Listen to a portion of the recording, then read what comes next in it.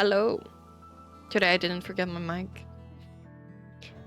Usually I forget to unmute myself, but not today. Hi, it's indeed me. Hello, Jacob. How are you? New outfit? Yeah, we're taking stuff cozy today. So, I was thinking maybe we could like read a little bit of fan fiction today. Figured why not? Hehe. I still don't know which one. I have like AO3 open. Trying to figure out what I would like to read. Maybe we pick together.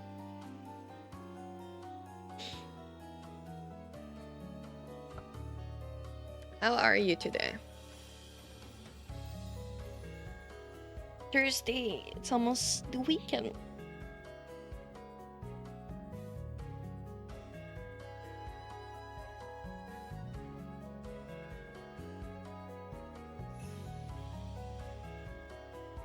Could be worse. At least it could be worse, I guess. Of course. We have like this temporary chat box until I can like find a widget I actually like. So I have a background now. Let me show you. Ta-da! Oh, on the tree stream strike. That's good. Yeah. I think it suits the kind of cozy vibe. Something out of Baldur's Gate is very fitting. Yeah. Maybe one day we'll play some Baldur's Gates on stream. Hi, Sophie. How are you? Hi. I'm great, thank you. She still can't handle it. Yeah, I'm probably gonna have to wait for a new PC.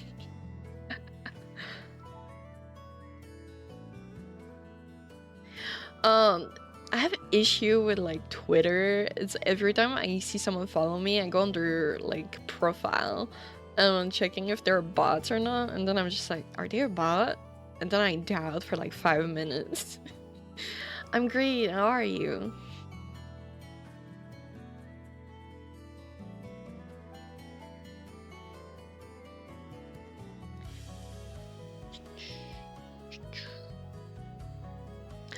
Let me know if the music is too low, by the way. I kind of changed it from yesterday, so the easiest way to check if there are buzzes, if they have it's plus 18 or more gonna live, they have more fun from a nap and open. Well, I hope you had a great nap, and thank you for coming in. I appreciate it. As for like bots, honestly, there's so many bots on Twitter that imitate like pre-VTubers, so it's always like pre-debut, all of that, and then you're kind of just checking, and then it's always the same thing with like the I don't know how to explain it like without like example, but they all have yeah. They're like, you go on their thing and they always reclip like very popular retweet very popular VTubers, and then you have like generic commission. I don't know how to explain it, but it's like you just look at it and you're like, yeah, that's just a bot. I have so many of these that just like go in my DMs and I'm just like, yeah, let me just nah. Like, I had a guy the other day that was like, he kept like DMing me and was just like, yo, I make art, and I'm like, great for you, but I don't look for anything. And then it's like, oh, but like whenever you can, just let me know. And I'm like, no, please don't do that. It was like, oh, are you streaming with like a um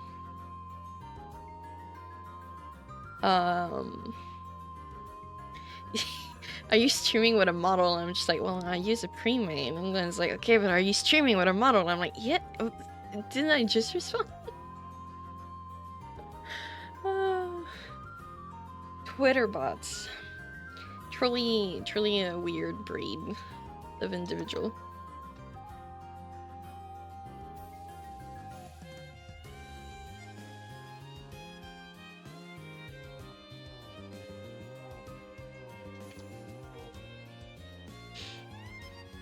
So as I was saying to Jacob, we're probably gonna read some fanfiction. I just don't know why yet. What am I in the mood for?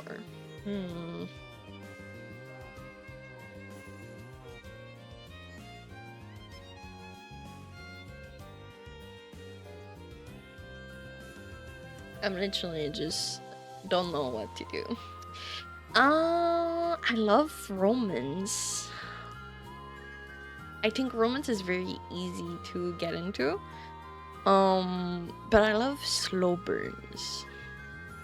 And sometimes it's hard to find good slow burns. Can't go wrong with every woman's just You say that, but I never saw Jujutsu Kaisen, so I have no idea who, like, I know what he looks like, but I don't know anything else beside that, and like a massive spoiler in the series, and that's really about it. Once again, I need to open the light.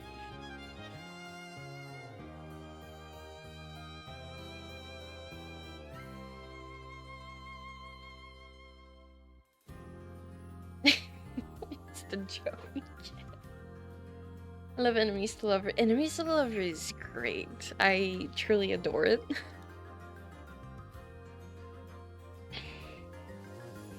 I was trying to like set up a bot or like get like comments like socials so that you get my links and stuff, and I was so confused because I think I'm getting too old for technology.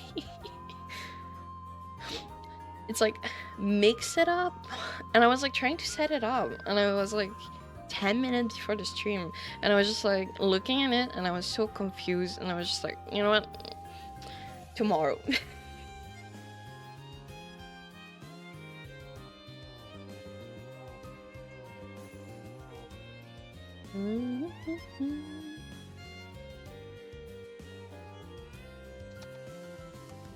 I think you can just start with tournament. Yeah, and then I was like reading all of that, and I was just like, I want to like have like those cool bots that you can go and lurks, even though I don't know how you set it up and how it works. Whenever I go in the chat and it's there, I just don't know what to do.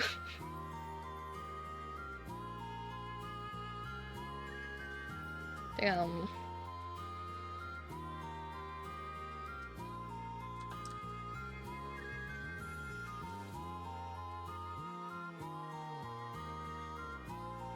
Editing the stream. But I always gotta look up some tutorials myself, for real. I was like, I was editing this shit on DaVinci Resolve, and I was just like, how do you do that? Like, that very simple thing, and I couldn't find it on the app. And then it's just like a 10-second clip that's just like, you do that, you do this, and bam. And I was like, I feel so silly now.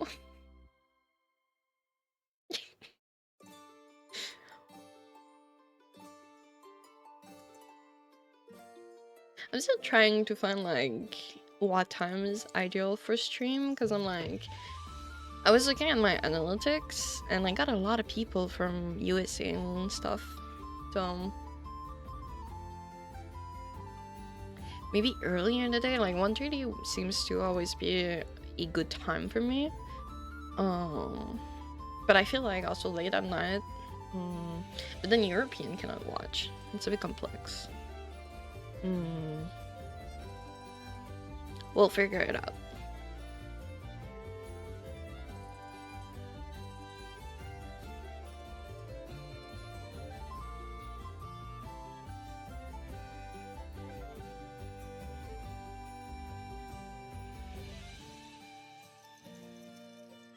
I love the glasses that goes with the Suica model. So I usually just pick a time that's good for myself. Yeah, that's fair. I pick 1:30 usually because I have the time to, like, wake up, get some prep ready, and then like today I was going out with my mom, and so I couldn't start at my usual time because we went literally as I was in the middle of my preps. So when we came by, it was like 1:30, and I was like, God damn it, I have nothing ready.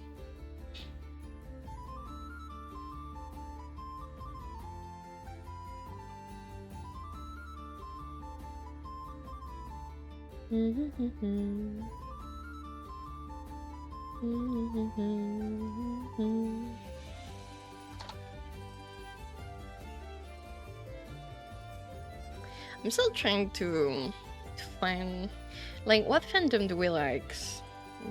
Yeah, do we like? Then, like, I want something short because I don't want to just read one big. Yeah, I consent. Well, hi Enrique. How are you? Hello, hello. Are you still driving today? Ooh, you got a streak. 3 stream in a row.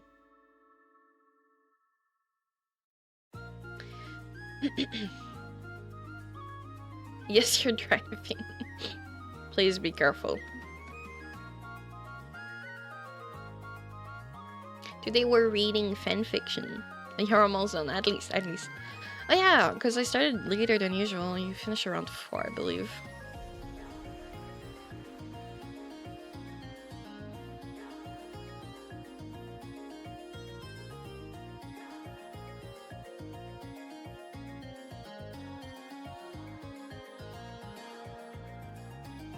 Mm, 4:30.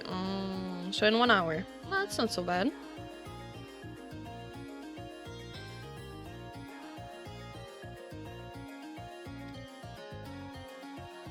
I read some 11th Cat. What is that?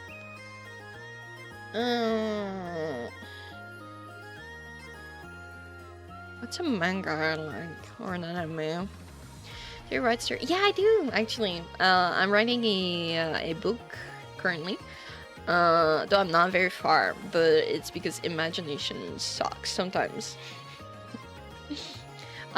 And I used to write a lot of fan fiction when I was younger, and just overall, I like creating stories.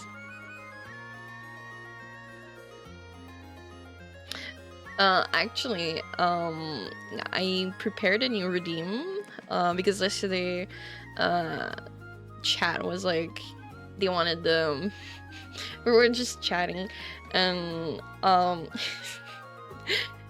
came up with the idea of like, yeah, for 100,000 points, I will write your fanfiction. No matter how shitty it is, I will just write it. I think it's a pretty fun idea. Woo! Thank you for the raid! Thank you! Hi, Lynette! Your stream? How was the end of it? I catch the first half of it. Let me shout you out. Thank you for the licks. What kind of fanfiction you're gonna request? Cause I'm glad it was fun. You were playing Eldering, I saw.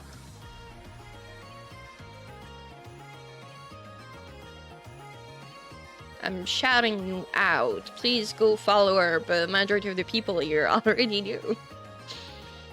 Great friend. Of course. I'm getting in a rhythm of streaming.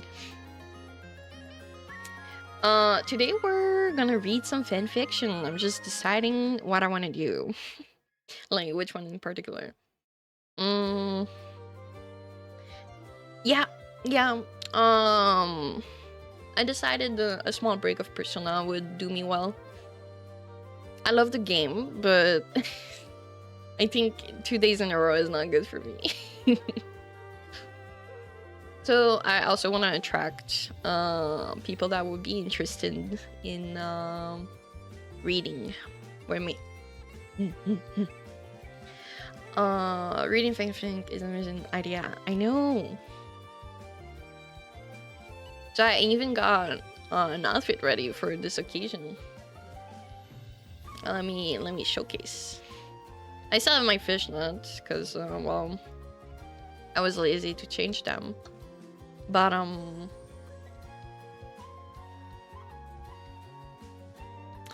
what's in the fanfiction menu? I'm still trying to figure out what fandom I want to read it from.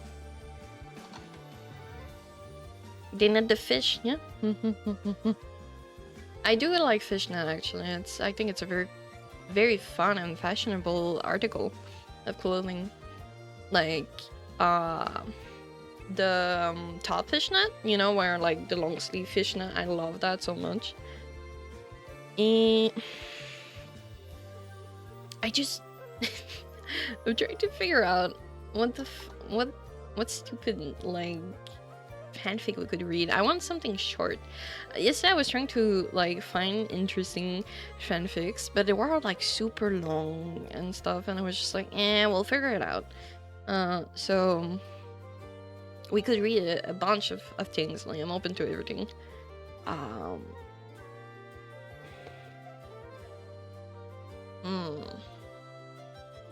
opening my ill tree.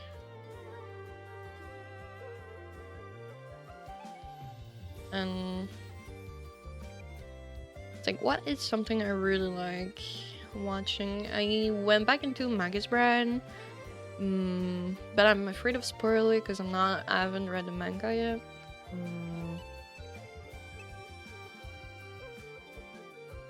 Maybe we could just go with like video games instead of anime. I would read like IQ fanfics. There's so much of that. Read Fire Emblem fanfiction. Pokemon fanfic. That could be fun. You know, my favorite ship, blue and green. I love them. I should probably would be good. Yeah. Like, we just have to be careful not to find any weird one, you know. There's a lot of weird out there. Goated, as in my ship.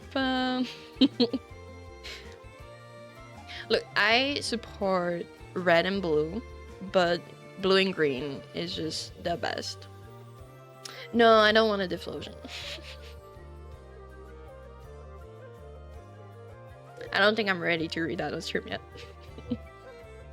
Right. Let's find about Pokemon.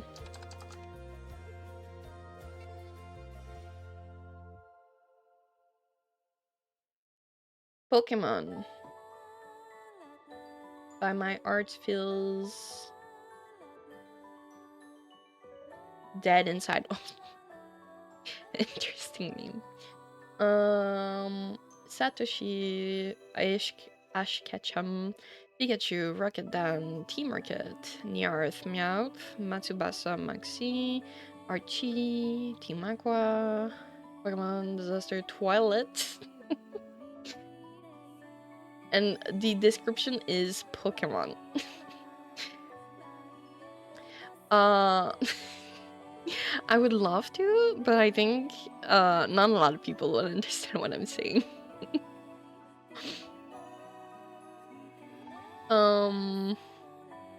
It's only 349 words. You know, I'm actually very curious. All it says is disaster, toilet, laws, and the description is just Pokemon. Give me a second. It's getting cold in my room.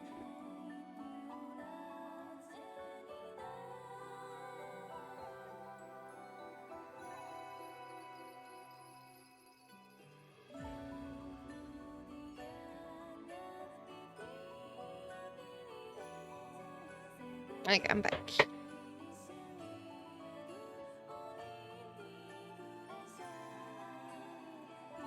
This work could have other content. If you continue, you would. Can't wait for peak voice acting. That's the best part. Try my best. I need to get ready for when I will voice act.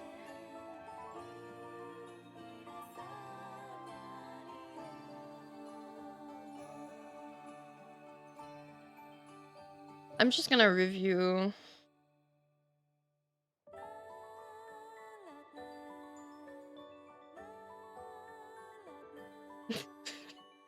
I'm just glancing.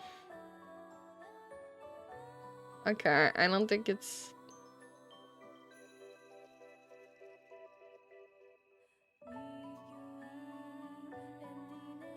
Okay, I think we can read that one. I need either get close to mic or increase volume because I feel it's a bit silent for reading out. Yeah. I will increase the gain, don't worry.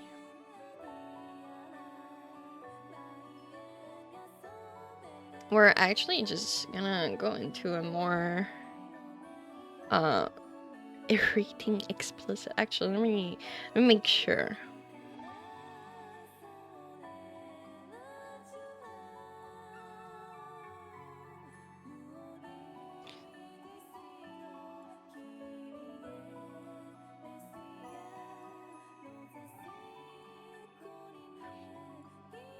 All right. Okay, I don't think there's anything that I cannot read on stream. Let's go on this. Hi. I have a little table, and you chat are on the table. I'm also gonna zoom in like so that you guys can see a little bit on stream. Or AO3, my beloved, for real. I already see the title, very edgy. Yep. Pokemon. Pokemon is notorious for being edgy. What was it? I need to go and filter.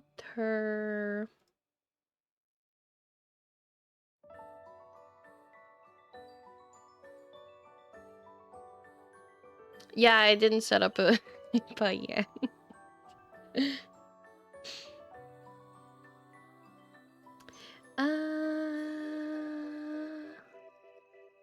Was it threshold?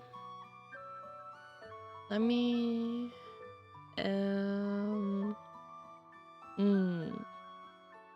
I think that I sound louder now. Tell me what you guys think. It's like a low energy type of stream, so I speak softly. Yay, great. All right.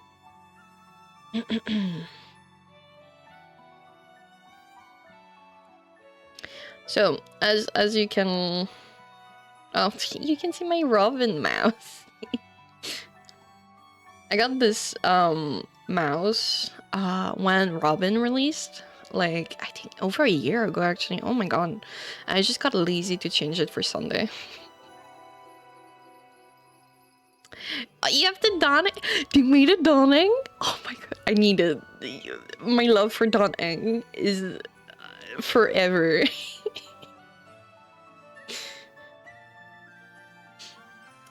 So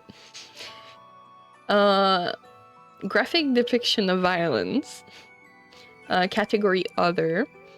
Don't know if it's the same one. Oh my god, it's cute. I need to look for it then. I love Donning so much. He's just absolutely adore him. I'm just the new what's the name of the class? I forgot. Oh my god. The Shielder. The Shielder Donning is so I love him. He's so beautiful. Let me just do this. Yeah. Yeah. Tall Dawning. For real? I got him like E2, I believe. I was aiming for E6, but I ran out of funds because I had to pay other things. Same with Feynman, actually. And Sunday. They're all E2.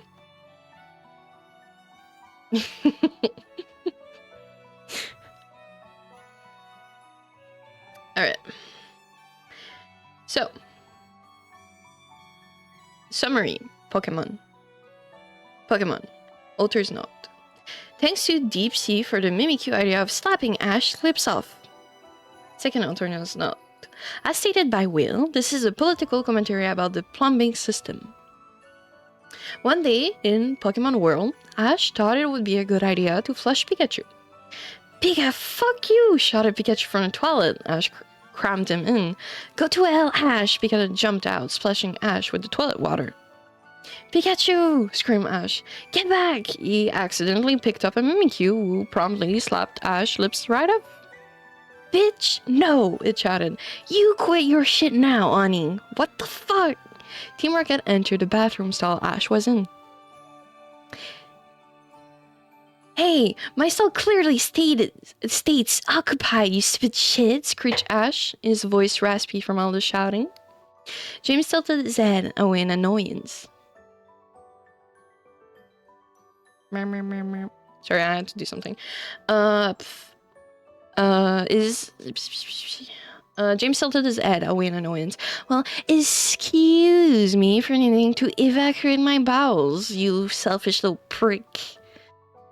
Yeah, spoke Jesse. Get out, little twerp. Ash slammed his fist into the stall as well. What? You all want to share the same fucking toilet here? Well, it looks like that is going to be the case. A moment of awkward silence and exasperated breathing passed. Ash looked to her feet. Say, where the fuck is your mouth? We flushed him, responds Jesse. What? Why? I don't know. Suddenly Max entered the room. Pardon me for my intrusion, but why are you all... Ash suddenly hit his face, punching his glasses. Bitch, shut your face! Archie fell down from the ceiling and high-fived Ash. Yeah, that's my boy! The entire Team Aqua team entered the restroom again, was trashing up the place, spreading water all over the floor. Loud, heavy metal music played. Guzma walked in and then instantly made a U-turn. Ash climbed up on a stage, his face bringing like a murder clown as the heavy metal music increased. A crowd appeared out of nowhere and lights appeared. Ash screamed, ah, crawl into the water, live there, die there. Meow puffed up from the toilet. Huh, it's a living. An audience laughed and credits popped off. What is this English in this fanfiction? It's 6-7ing. This was Pokemon by My Heart Feels Dead Inside. Amazing. I would rate it Twilight out of 10.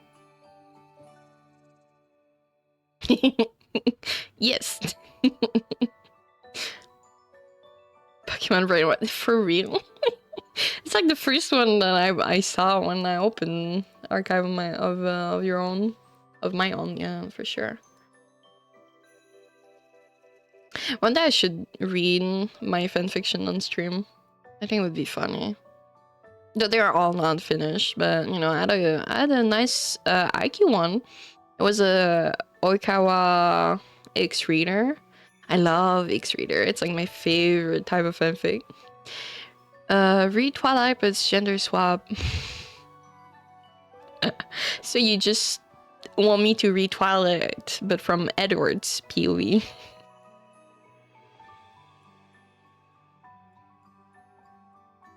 Another just Pokemon. Part 5. Marinette and Adrian might just be a little bit obsessed with Pokemon Go. Ah, it's a ladybug. Chat Noir and Ladybug.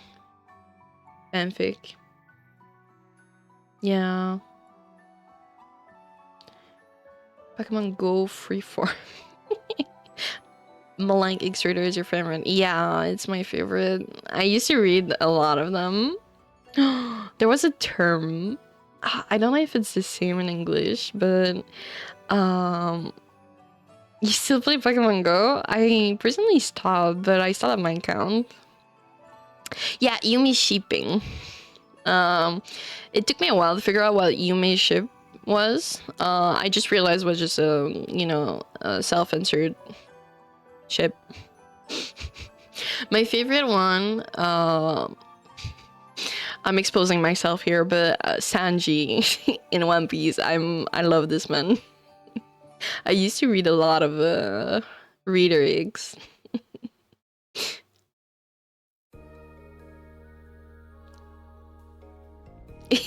Thank you. I love the blonde man. He's so. Everyone around me was like a Zoro fan. Meanwhile, I was a Sanji fan. Oh, that's fun. Iselin is very, very nice. I adore her. I understand you. Weakness is blonde man. Weakness is actually exposing myself once again. It would be what's the word? Like aloof. Elatim from Genshin Impact. Oh my god. Yes, please. 1,000 of them, please. I actually, from my previous Visona, from my previous Visona, I have an art of my Visona and item. D is a nonchalant enjoyer. I'm an enjoyer of everything. The only thing you won't see me like is like a specific character in like a specific game. Like, massive fun fact about me, I'm a huge Twisted Wonderland fan. Carter? No. Everyone else? Yes. Maybe not Orto, but Orto is like a little brother. But Carter, I have so much trouble with him. I just don't like the way he speaks. It's like too much. But I would need more story of him to maybe appreciate him.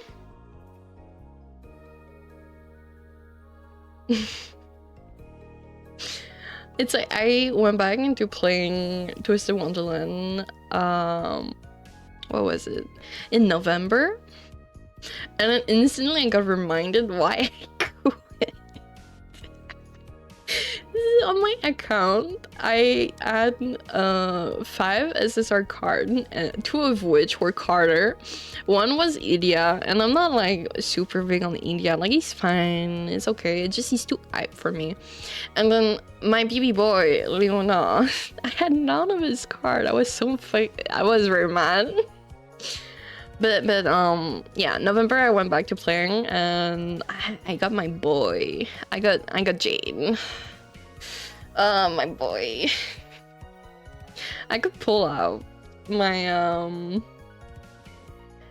my game just to show on stream what it looks like. Reading Twisted Wonderland story on stream one day.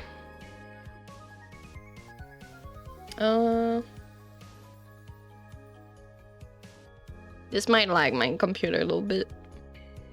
This day could be today. It could be today. You're very right. Oh, there's an ad that's like currently going. I'm just gonna pull out my. Yeah, I'm gonna update that later. We're gonna wait before we do anything. There's so many fanfiction that are just written Pokemon. I don't know.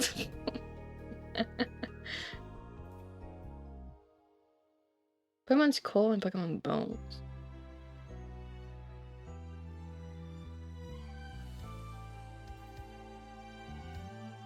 I managed to do what I said I was gonna do yesterday, which is I made like a playlist thingy for stream, so that we can just vibe. I wrote Perry Tune. Perry Tune is the one that I took the BGMs from. Goated.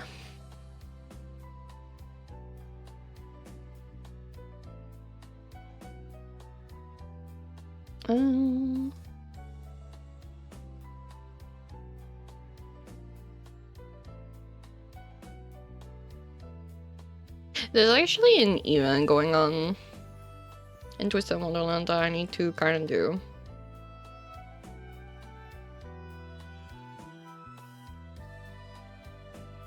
It just released today, but you know, I like being on top of my things.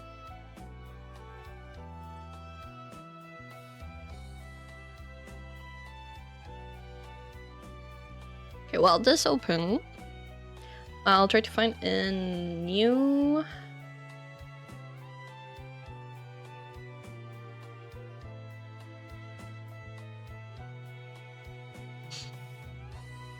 I literally don't know.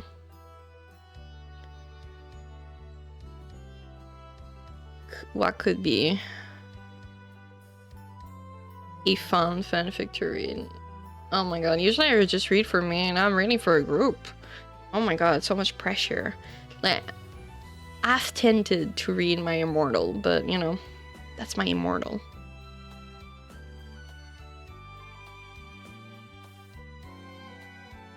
Time to smut. No, I don't wanna read smut on stream.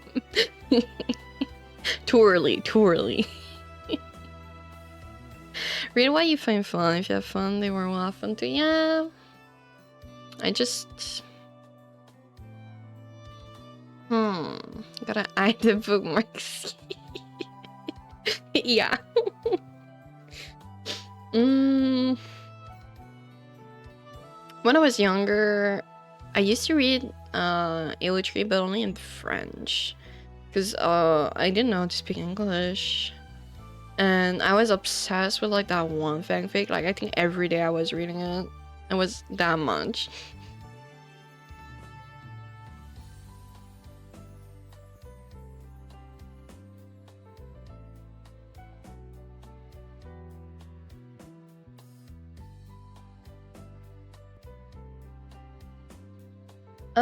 I could go just looking at tags. We could find something.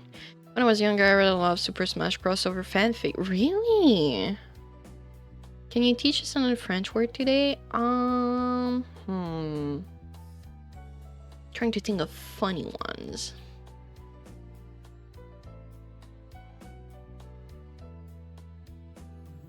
What's something I always say?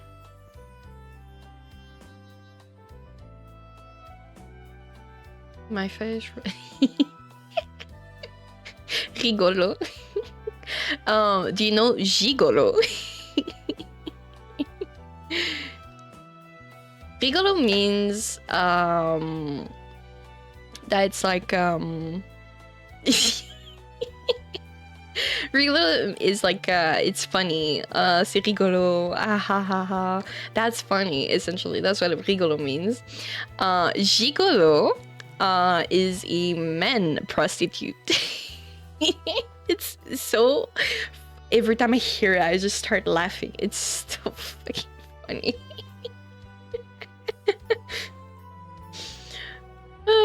I don't know how you call them in English, but in French we have like a word, and it's the best.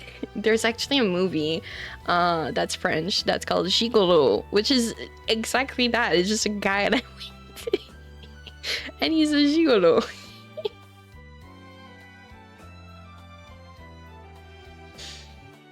Do we like angst, guys? Alternate universe fluff. Yeah, gigolo like this. Exactly, well written. Good job, Lynette.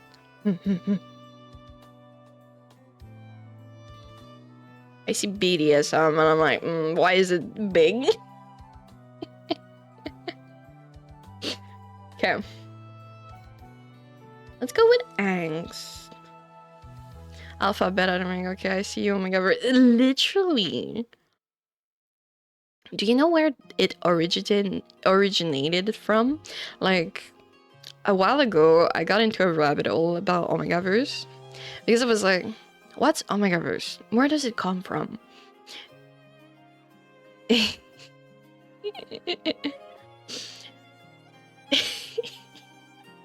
It originated from a fanfiction of Supernatural that was about Dean and Sam as a couple. Yay! Incest! Amazing! I love that. No, I don't. But yeah, in that fanfiction, I should actually read it, but it's so unhinged. So Omega Verse comes from that fanfiction, and now whenever you talk about Omega Verse anywhere, people are always like, "Oh, you're not a true fan of Omega Verse if you didn't read that supernatural fanfic."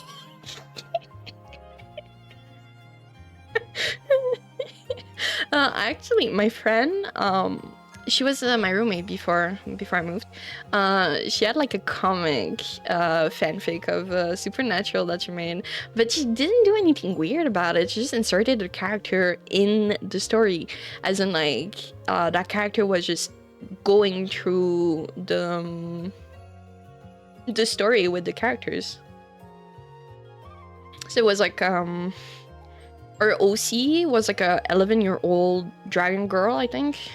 She was a kid. Like the OC was a kid. And the kid was just like unhinged. It was very fun. She essentially like what she would do is like she would like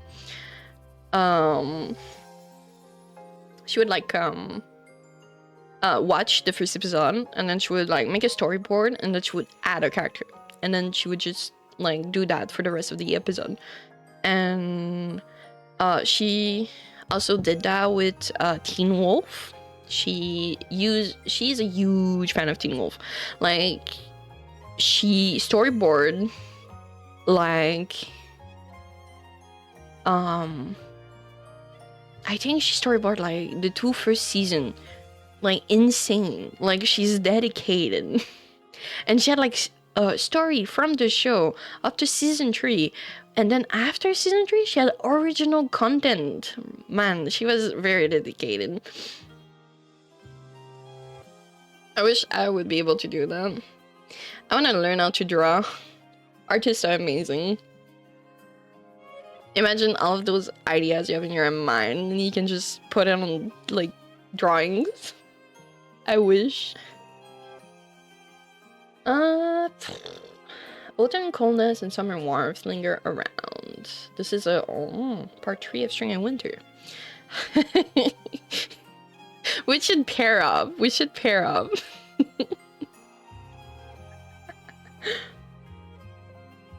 I have like all those fucking ideas, and I'm just like, I lack the artistic talent to follow up.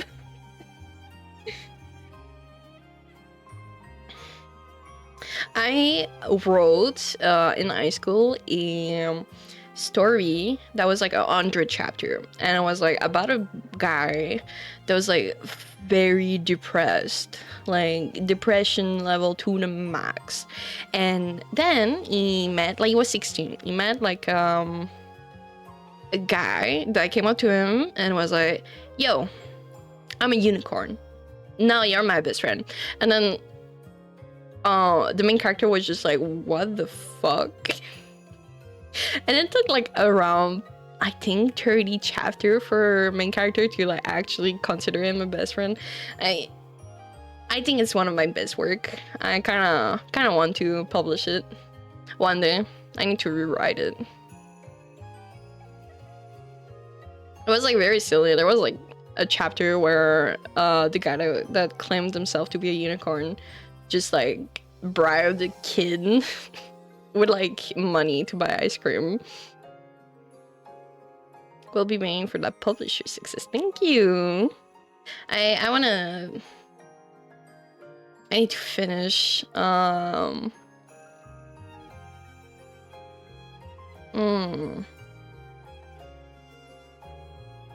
have like multiple book that I'm writing at the same time. I have like 3? I think 3. But they're all different. Like if I'm in that mood, I will write that one. If I'm in that other mood, I wrote that one. Because I love fantasy a lot. So I kind of just write a lot of fantasy. But the problem with fantasy is at some point my brain needs to figure out really just need to figure out. Oh my god, RP with your OC. I used to do that. I love RP. Like, if a big part of my teenage hood is not RPing with my OCs, with people online, I don't know what it was. Reminds me I need to make a fanfiction or the Doa Ayo. What's Doa Ayo?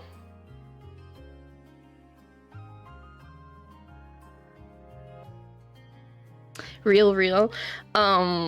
As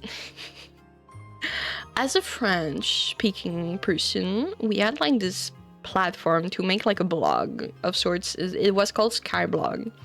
Now it's completely wiped. It doesn't exist anymore. I tried logging and no, it's removed. I had like this blog where I would like yeah, I would like post my OCs and then I was like, if you want to RP blah blah blah, just write down below, shoot my DMs, stuff like that. It's honestly, the RP community on that was like actually pretty insane.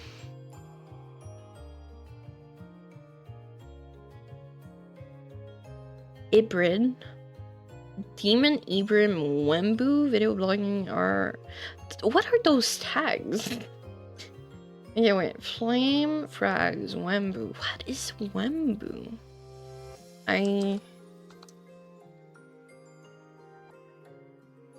Is that you? Yeah, 2 M's. What is that? Oh, it's a Minecraft thing. Oh. Sorry, I'm attracted to anime man. That's my secret. So I guess that's Minecraft one. You know what I would love if they would put like what it is, character dev. Idiots in love. I do love that type of stuff. Finally. Thank you for approving of my taste. Suya R to my sleeve. Guide for being a morally questionable detective. Pennywise. I never read it personally. I saw a bit of the movie, like the old one, the series, the 4-episode series. I didn't finish it though. Disney brought me to you. 911 TV. I never saw 911. I need to watch The Summer Hikaru Died. I earned a lot of good things. However, I'm scared to watch it alone.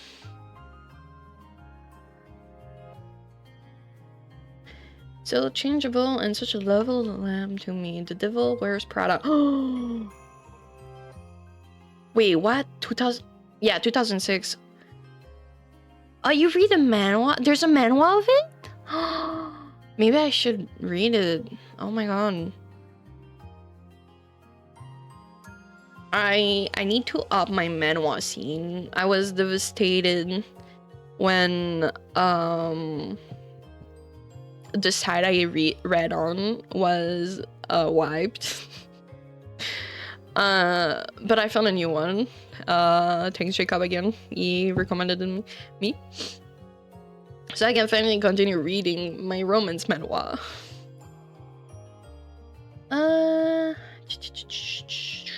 That's 5 chapter. Oh, it's pretty impressive. 5 out of 11.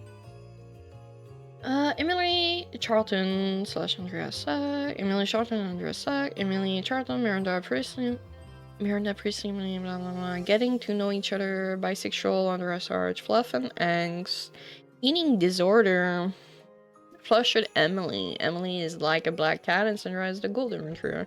Emily can be mean, self-worth issue, insecurities. Emily cares about Andrea. Andrea is so patient, forced proximity.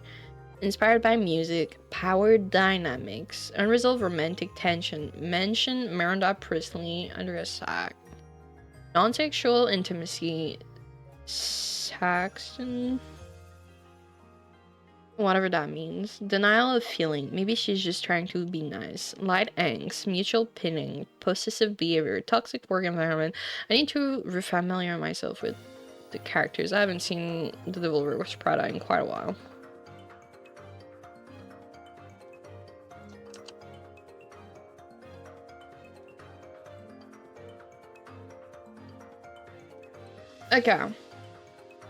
Okay, so yeah, this is Emily, this is no, Andy.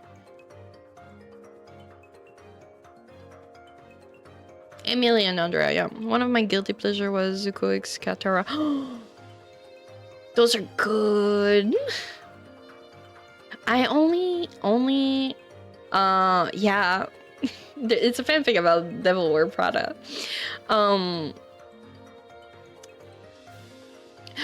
You need to watch it, Jacob. You need. Like, it's so great. But yeah, Avatar, I've only recently, well, I say recently, I mean, it's like 2 years ago-ish that I finished, like, Avatar, and then I instantly did Legend of Korra. I'm a late bloomer. Wearing Emily's clothes and having breakfast with her, Andrea smiled to herself. Things were starting to get better between them. Maybe if she was lucky before her 1 year was up, she'd get close enough to actually be able to spend time with Emily outside of work. They did say to dream big. Or, after the benefit gala, Emily wakes Andrea up. What starts as a normal morning turns into something neither of them quite knows how to handle.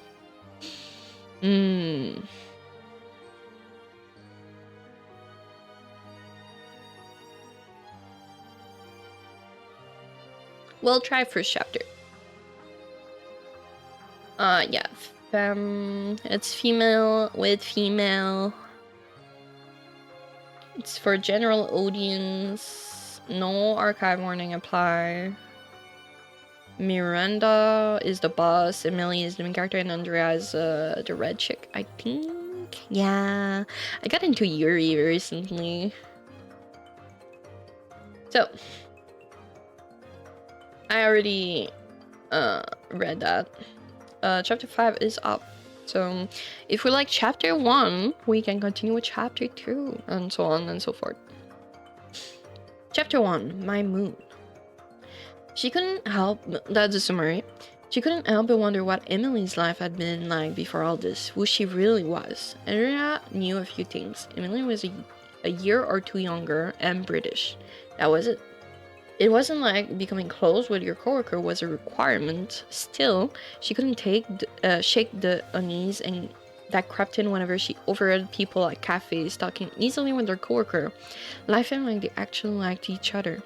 Or when she saw people leaving the same building, identical yard around their necks, heading out together to grab coffee and unwind. 8:02 a.m. Andrea. Andy. That, combined with someone shaking her shoulder, was enough to jolt Andrea awake. Her eyes shot open, her body tensing like she'd been electrocuted. Hands instinctively grabbing onto someone's arm. She felt it. Soft. Really soft skin. Andy. Warning, but in her half-asleep state, Andrea couldn't make out something softer underneath it. Sorry.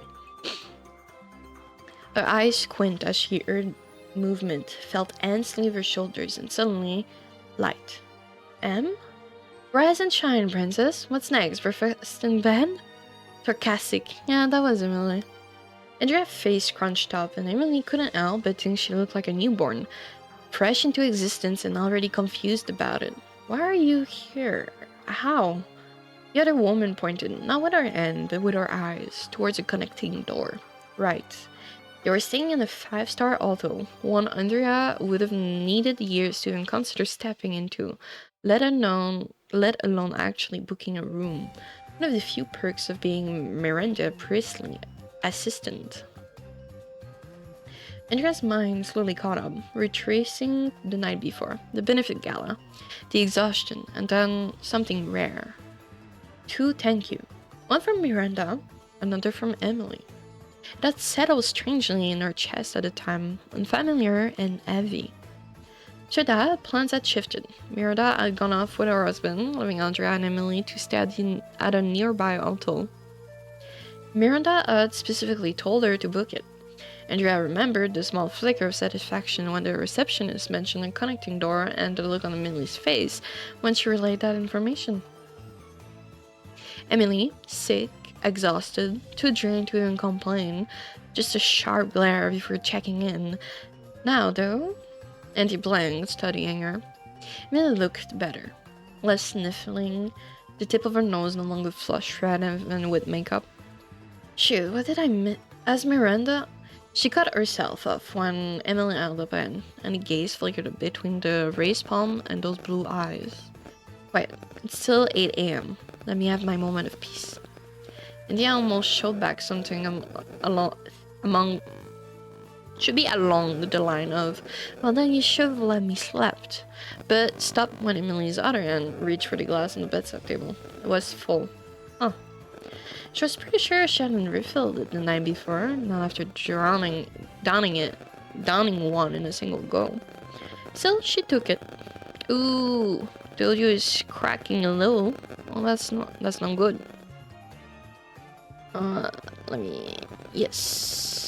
Let me close some stuff. Maybe it's gonna help out. Is it better?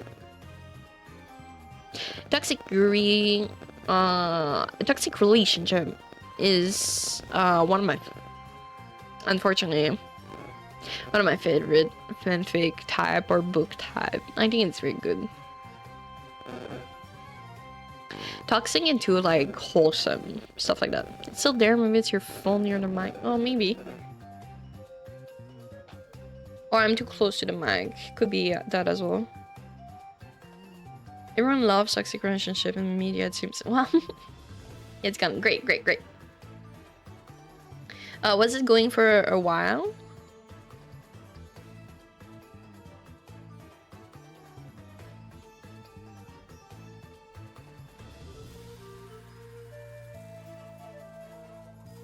No, don't worry. Okay, great.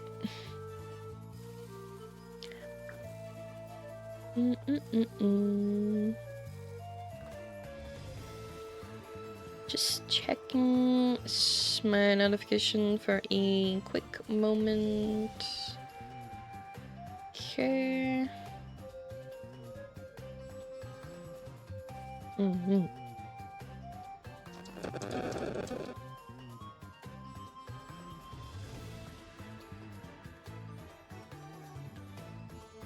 That's a wrong tab. That's a wrong tab again. Oh my god. Okay. She was pretty sure she hadn't refilled it the night before, not after downing one in a single go. Still, she took it.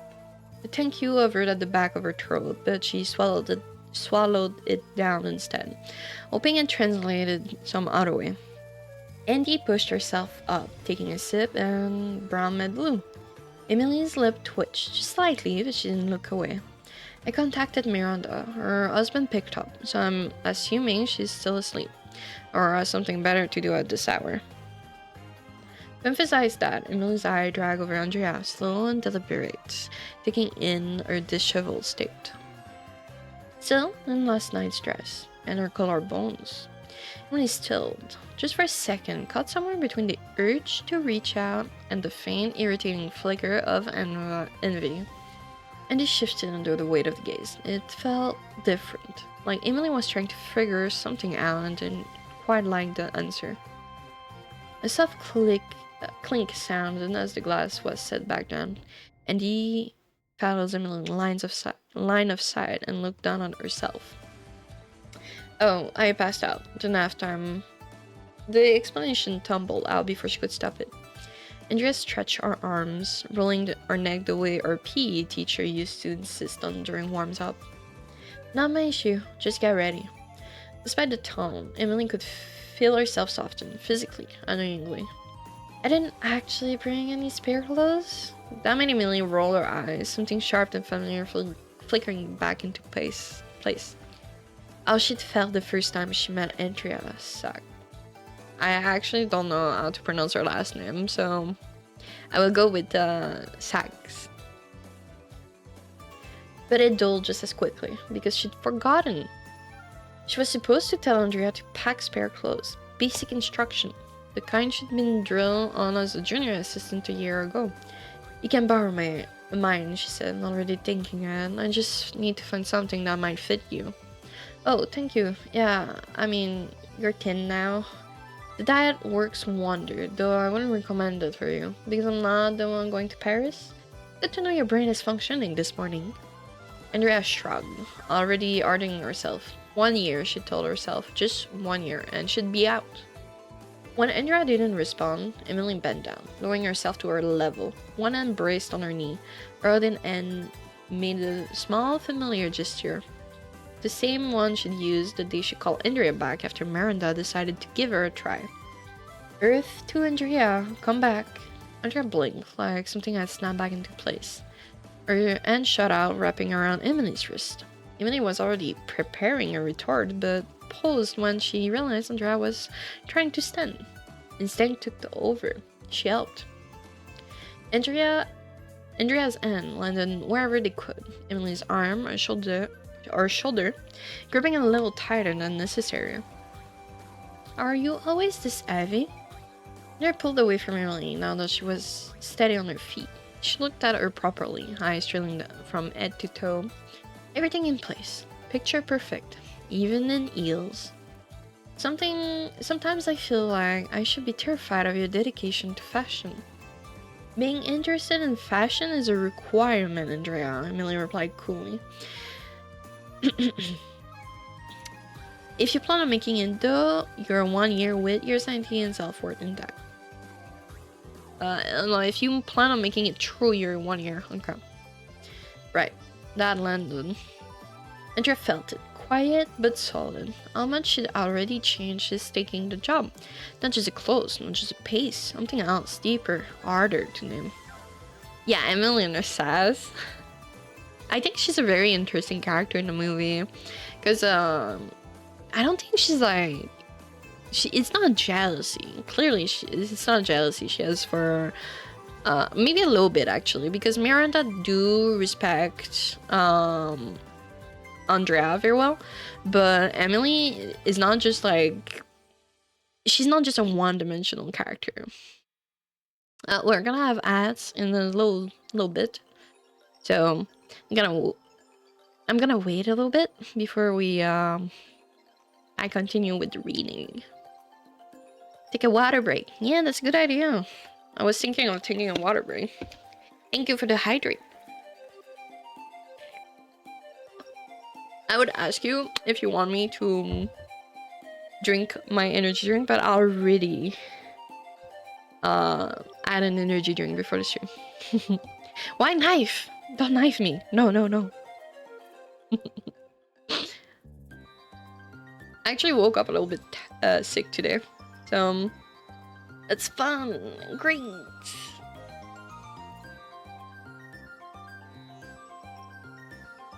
Yeah. I'm getting used to the countryside temperature. Hope you get better then? Yeah, thank you. I'll try my best. I'm probably gonna have some soup after stream. Energy drink, the best medicine for real. What's your favorite energy drink?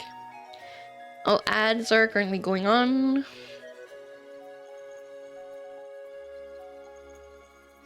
Non. Do you drink tea, Jacob? I don't drink them, never really have.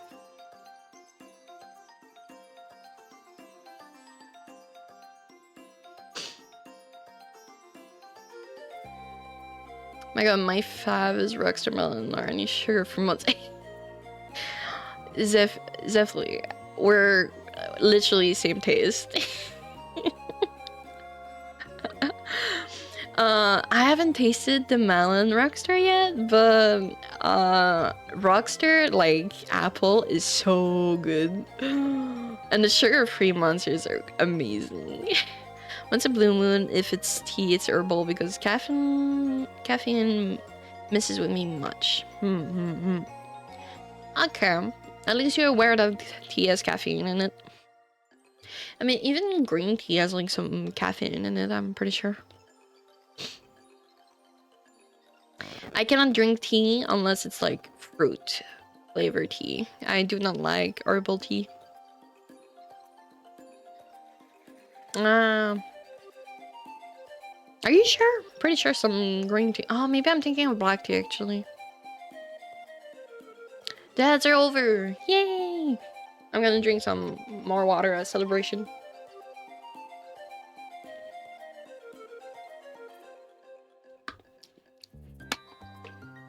I black tea as most, green tea as the least, herbal as none. What about fruit?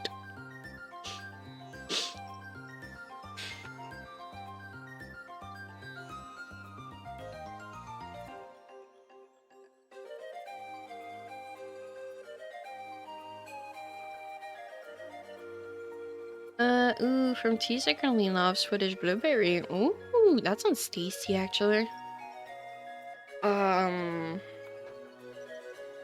I had a strawberry one recently and it was so good. I'm in love. Strawberry flavor stuff is my jam.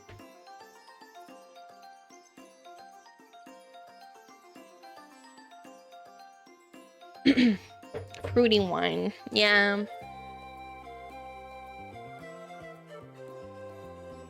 I really like strawberry stuff personally. A shame, a shame. Strawberry milk is like so good. I have a cranberry vanilla one that's really tastes good. If my dislike of cranberry wasn't crippling me, I would probably taste it. Cherry and apple, that stuff slaps. My problem with cherry is sometimes it tastes like very weak. I like strong flavors. Apple is great though. Give me apple everything. My favorite dessert is like apple crumble. It's so good. Oh my god. Apple crumble with like a vanilla ice cream. I love fruity in general. I love mango if we're talking about yogurt. Ooh. Apple away keeps the doctor away. Yeah. Oh my god, apple crumble. Yeah, it's amazing.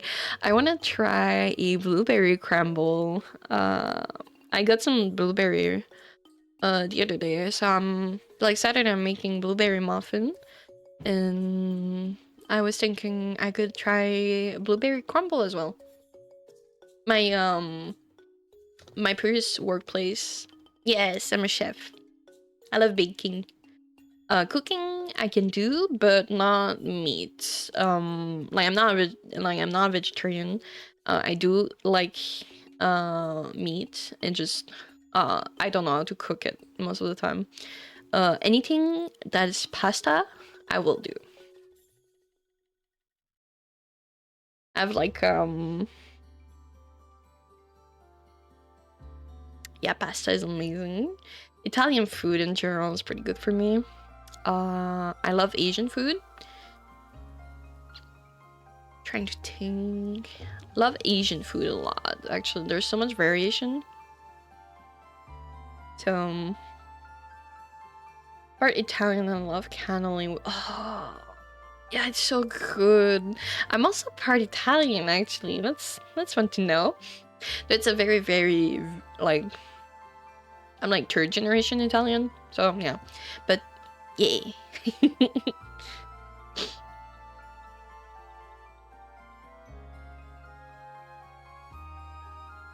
We twinning. We are so much twinning today.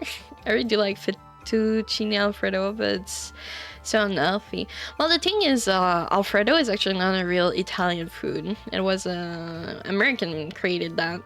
If you want like good like quote white sauce, go with oh my god, what was we talked about that with Luna yesterday. I have risotto in it, but it's really not that. Oh my god. Um, Carbonara. Carbonara is like great. Like Taco Bell is a corruption of Mexican food. Well, Taco Bell is yeah, carbonara was mentioned. Well, before I went vegetarian, I used to be a fruity di mare. Oh, fruit sorry, I literally went. Seafood is amazing. Yeah, I mentioned carbonara because Jacob was saying that he loves Alfredo, but it's fake pasta. It's American. The frutti di mare is the is it like the Spanish dish that you have like rice and all of those fruit mare? Again, seafood. I think it's the one. I'm not quite sure. Maybe I'm thinking of something else. I think it's a casserole I'm thinking of. I had one the other day and I'm just like,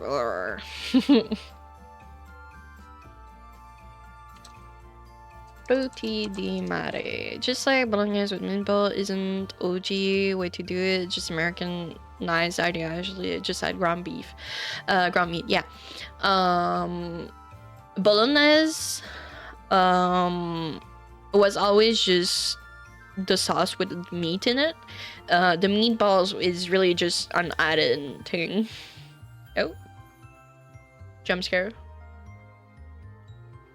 Oh, that looks so good. Oh my god.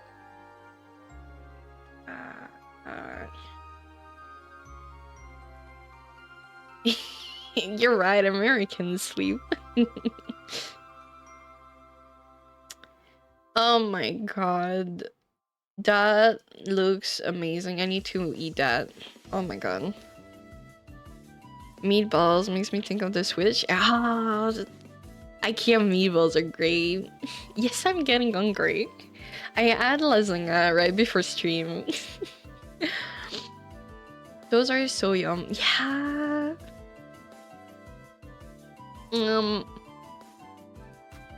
I actually have a favorite like meatball dish that I like making. It's like a recipe. It's like ground pork with I'm reading what? I'm reading fanfiction. I'm currently reading a Devil's Wear Prada Yuri fanfic. I tried the vegan version of those, really good. Ooh, you made it with what? Was it like a soya or a blend of chickpea, maybe?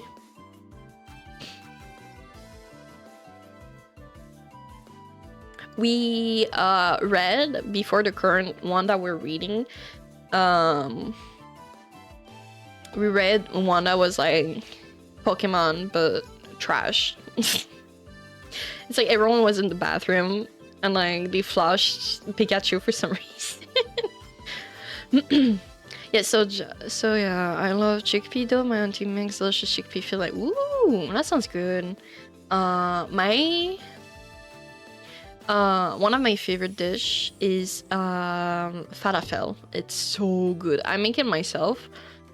Worth the effort. It's so great. I put it in everywhere. You want it in the sandwich, you slap it in the sandwich. You want it in the pita bread, you put tahini sauce with that and like tomato and on. Oh my god. Chat become streams become just me talking about food.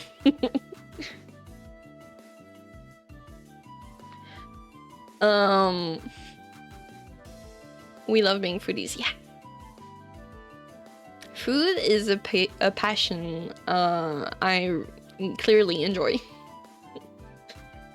Jimmy's kebabs though, what is that? I'm not familiar with European kebabs too much. Ooh, that looks great. What? Oh my god, look at all those veggies. Nom nom nom nom. Is that leek? Am I seeing leek? Or it's onions? It looks like leek. Like, huge on leeks. In Berlin! Oh, zucchini, yeah. It's so fucking good, man. It looks good. Wow. Maybe next time I go in Europe, I'm gonna try it out. We don't have a lot of kebab place here. You imported it to Poland. Is it German food, like type of kebab? When I was in Netherlands, I think last year, I went to like that kebab place. That was just very great. It was so good. It was my first time having kebab. La Macron is also really tasty. Let me see what that is. That looks so tasty. Is it like you put a spread and then you cook it? It looks like a sort of pizza, but you roll it. Turkish food, my beloved. That looks amazing. Wow.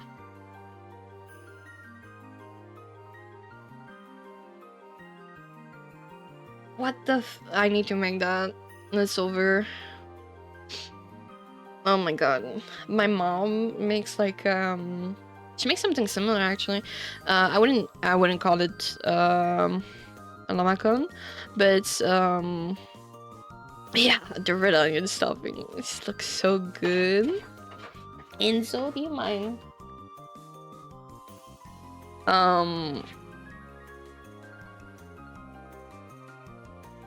My mom, yeah, my mom does something similar. Like she would yeah, it looks super easy actually. I kind of see how you would make it even without looking up a recipe. My mom, what she does is just she takes like a mix of meat and like herbs and spices. She spread it like on a pita bread or a sort of flatbread, and then she cooks it, and then she just cooks it until like it's well done.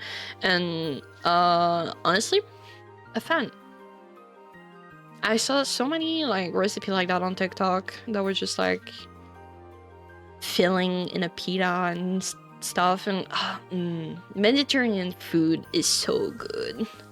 Yeah, it's amazing. And then she tops it with like tzatziki and some like fresh herbs. Like we're thinking like dill and coriander. It's so good. Like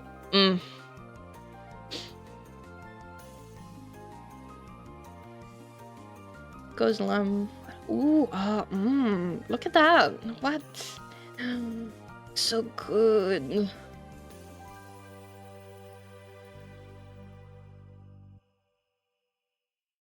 Turkish food looks so good. I need to get my hand on like spices for Mediterranean food. My fav snacky combo right now is chopping some cucumber, dill, tad bit of oil, garlic, and bell pepper. That sounds good actually, and that sounds so filling. Like I would have that like in like for lunch, because I don't eat a lot for lunch. I just like have the tiniest portion. I think that would like last me until at least supper. Oh, by the way, you guys say supper or dinner for like your evening meal? Over here we say supper. I like Turkish food, but I hate their sweets unless I make them. Then I love them. They add too much sugar syrup. Dinner, in it. Dinner for me. I say dinner. Okay. I'm the weird one. Supper. You would say supper for what? I'm German, so it's Mittagessen? Is that how you pronounce it? Family difference. Well, you're Canadian. Yeah, but it's just specifically from in Quebec, we say soupe. Not bad, great. I'm actually learning a little bit of Dutch on the side, but I'm not confident enough about the way I speak. I don't have I don't speak with my throat. I don't know how to do it properly. So a lot of the time I'm just gonna slap at every French accent. But if they understand me, you know?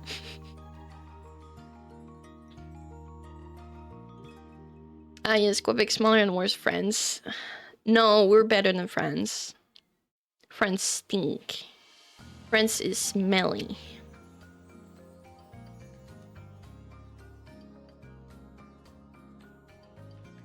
I need to show you guys a dish that's very popular here that I've been craving for like a year or two now. We're just like the French. Well, yeah. Over here, we're the biggest hater of French people.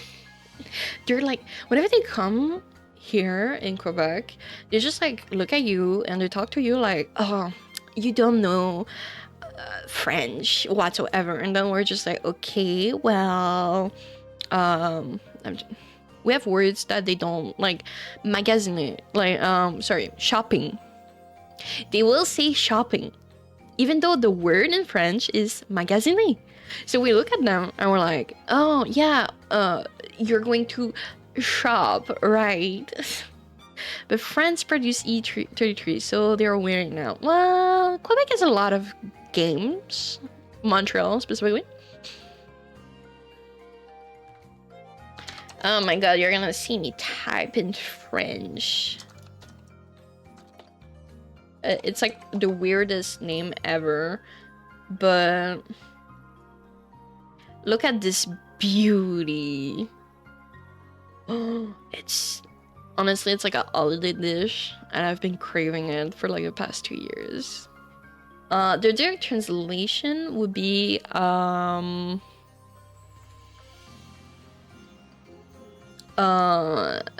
pig feet stew, because you cook like pig feet, you make like a very like complex brew, and then you make like meatball out of the meat. It's very good. It's complicated to make. My mom is gonna like teach me how to make it whenever we're back in winter. Yeah, it's amazing. We also have like a quote shepherd pie. Welcome to Quebec shepherd's pie. Look at this. You just slap a bunch of ketchup on top of it and you just eat it. It's dry as fuck. It's ground beef, corn, and potato. It's a shepherd's pie, but there's no like people don't put spices in it. Like I don't know why. They put salt, maybe pepper. That's it. Nothing else. And you just put a shit ton of fucking ketchup. I swear to God, this is like childhood stuff. Like, look at this. Tell me this is appetizing. It's a slum. It's a beloved dish from here. Yeah, I flavor everything with ketchup.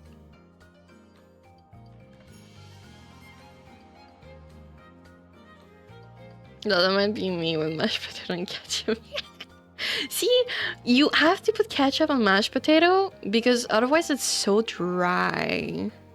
Like, honestly.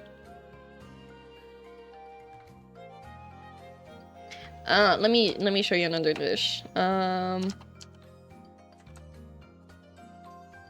don't know what's up with Quebec and like putting Chinese and everything. Mashed potato dry. Wow. Yeah. I don't know how people do it. If it have good macro, I see it as good gym rat meal. Yeah, I guess. Mashed potato plus spinach mashup is underrated. I should try that. So I came here and transformed here into yes, I can.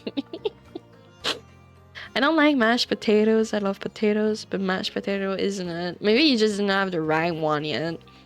Some people make it too smooth. Me, I like mine thick. Like, I don't want a soup. Yes, good mashed potato are top tier. This is quite literally Chinese macaroni. That's what we call it. But it wasn't invented by Chinese or anything. It's just because we put soya sauce in it. Quebec is the shepherd's pie. We call it a Chinese pate.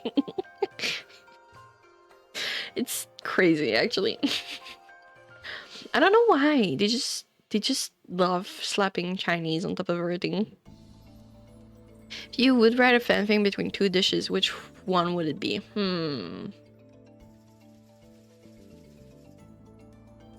Alfredo and spaghetti. With spaghetti being disappointed of Alfredo because it's not a real fucking Italian dish. Beside I love when potatoes are crispy. Yeah, I mastered the bake. Fair, but when you like chicken or pork that are crispy on their own, mashed potato work much better with them than another crispy thing. Yeah, toxic dynamic.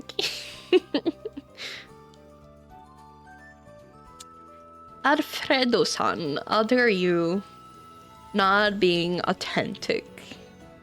And then Alfredo is like, but Spaghetti-senpai,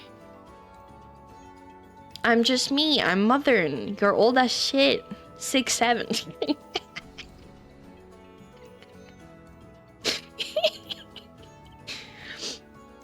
I love yeah, Alfredo is American.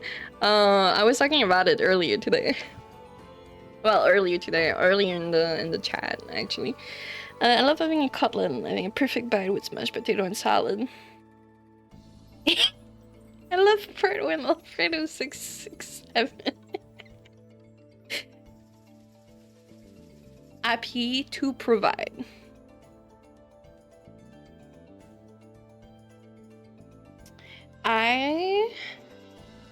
I honestly really want to make that one British thing. It's like meat, a mushroom, and like a thing, a dough on top. I just forgot the name.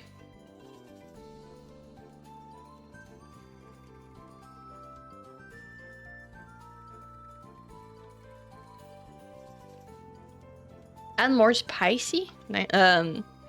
Crispy. I mean, add more spicy.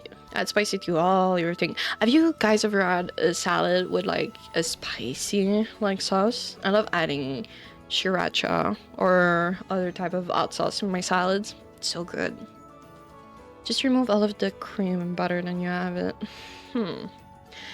Corruption of real Italian dish. You don't like spicy sauce? Why? Okay, there's some that are not tasty, like they are just too spicy and there's no flavor. That's when it's wrong.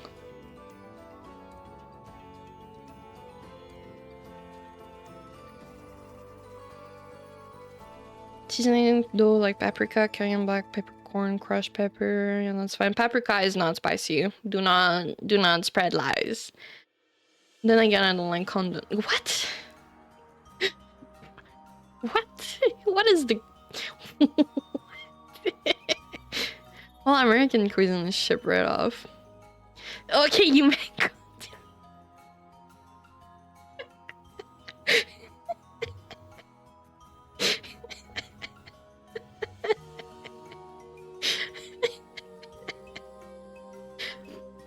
Also, I do love spicy salad. Yeah, they're great.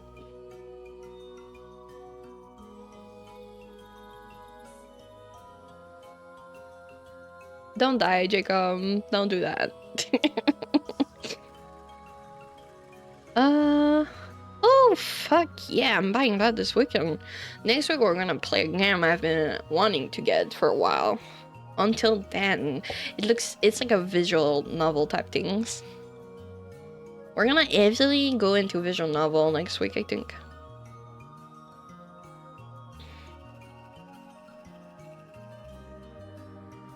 I'm vibing to that music. It's very nice. Yeah, I love visual novel. It's became so much more popular recently. Don't clip. No screenshot. You gotta screenshot it. It's prime evidence.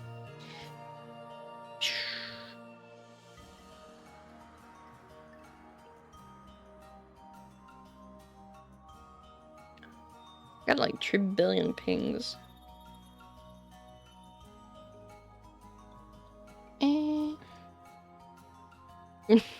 Yes, Jacob. Yes.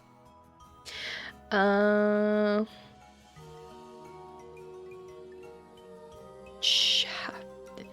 a message for a reason. Okay, I'm gonna allow it. What is that? Nice, I will play some 9 Java Eroge. No, I don't play Eroge on stream. I don't play in general, actually. I need to deny these allegations. They're not true.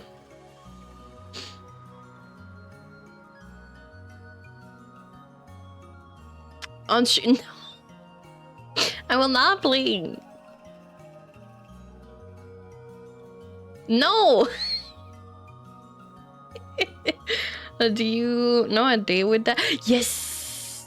I'm waiting for the second one. I'm so excited for the second one.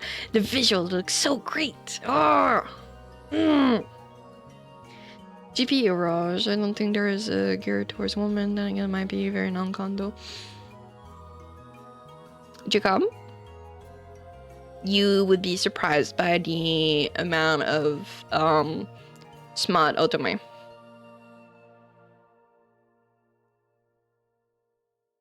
There is a lot. Yes, way. Absolutely. The thing I've seen change me for the worse. In about a minute-ish, we're gonna have an ad break. So I'm gonna take that opportunity to take a small break to like refill water and such. And probably continue reading the fanfic. Because we just started talking about food. Wait, actually, y'all are right. From all the shows manual I've read, so understandable. Yeah. Enjoy a water break. Yeah, I'm gonna take it once the ad starts. Yeah. It's starting in like 10-ish second. I heard... I like SpongeBob. You like SpongeBob? That's great. Welcome in. Welcome in. I literally like missed what the notification, what it did. I forgot to add it. You followed me. Thank you so much. How are you? How are you? We are gonna have ads very soon. So I saw someone in my house, so I call it creature. That's fair. We're gonna have a ad break very soon, so I'm gonna take a small break at the same time. So just so well clear. So I'm gonna go now. I'll be back in like 2-ish minutes. Y'all stay seated.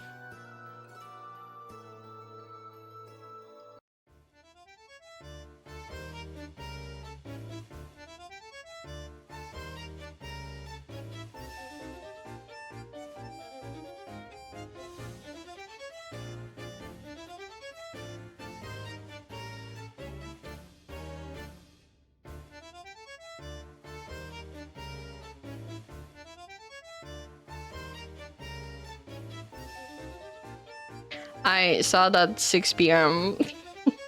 before I left. Alright, I'll be back for real.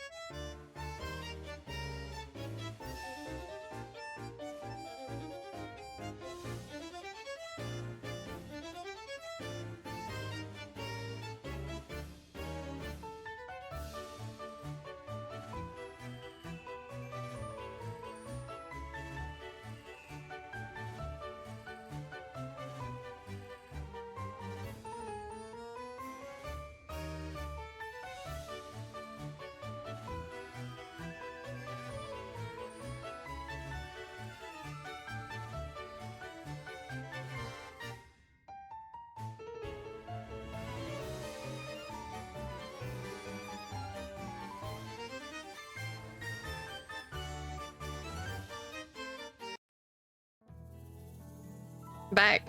Hi. Hello. Hi, hi, hi. Everyone got snacks?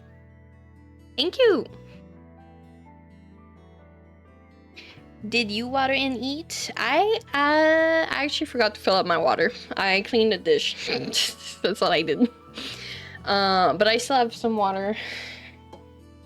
I have a little bit left. I have like 3 water bottles in my room for this purpose. One is for my cat, so I don't have to refill it every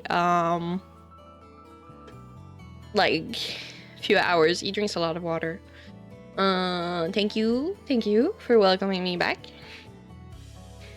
I was thinking, I got a snack and a to-do. You reading that pink fast?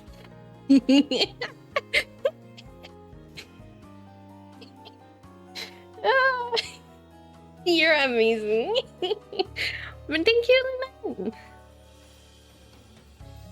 How's your after stream so far? You chilling? I saw you were playing Elden Ring. I had to leave when you started playing, so that's a shame.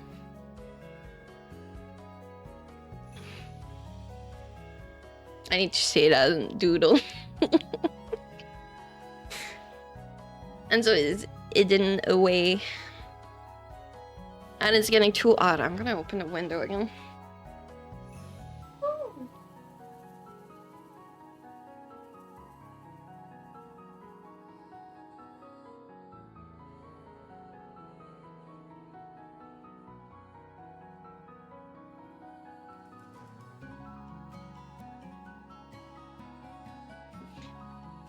Yeah, you can send it to me on Twitter, of course.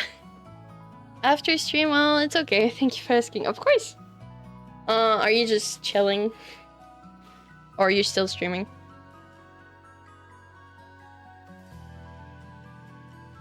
No, you're not still streaming.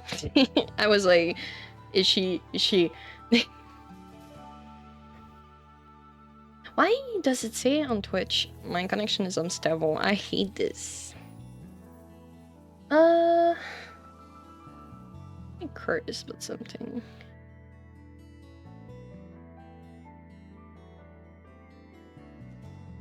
Category.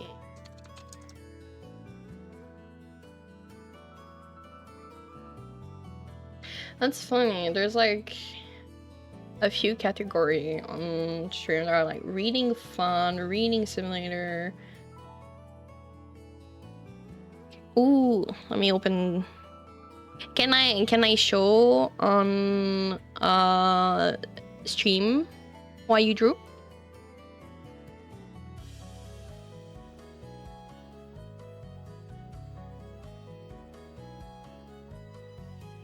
Yes, if you want. I'm asking permission just in case. Oh.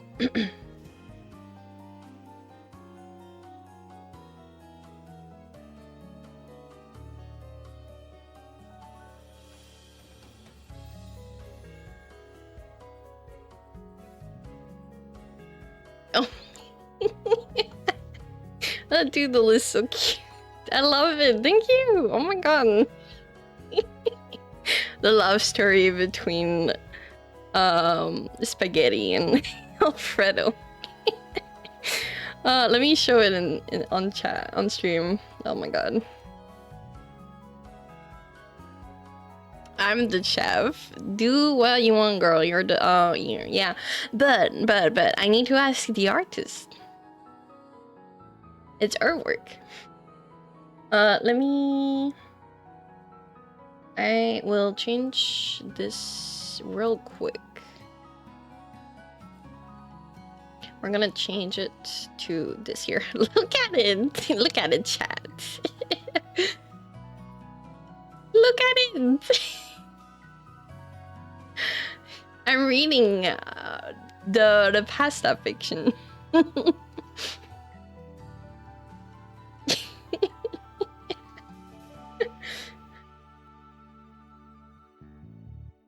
Alright, I'll go back to my... Resize it. This looks good. Thank you so much again, Sophie. It was great. I love it. Why don't you decide what we read next? I got bored of that fiction. I think it's written in ChatGPT. Look at all those thing. Picture perfect. Like I don't know if you guys ever noticed, but ChatGPT has a specific way of writing text. And as I was reading it earlier, I was just like, it looks like it.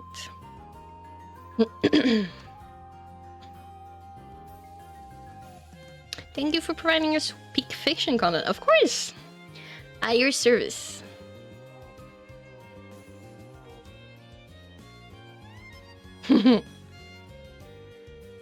I like providing my weird imagination to the cause.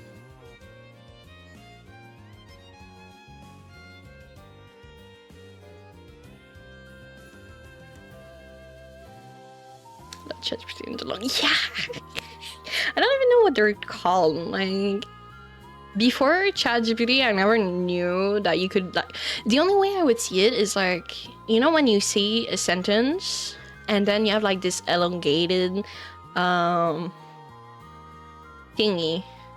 Again, I don't know the name, so you would use it to like cut a sentence. Like I personally use it for when I do that.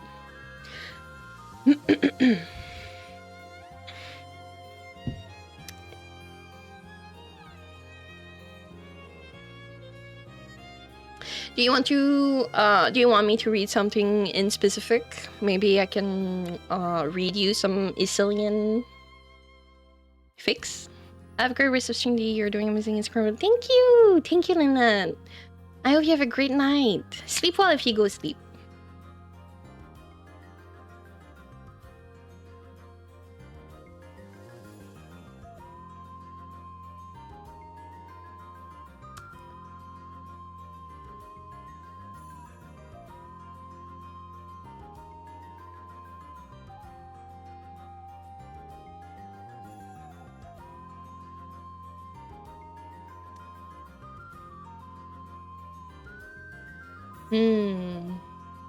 Oh my god, I keep jump scaring myself with the V2 Studio bags. And what about some Avatar fanfic? Sure.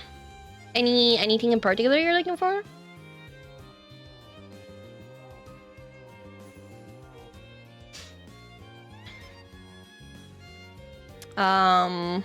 We said Zuko and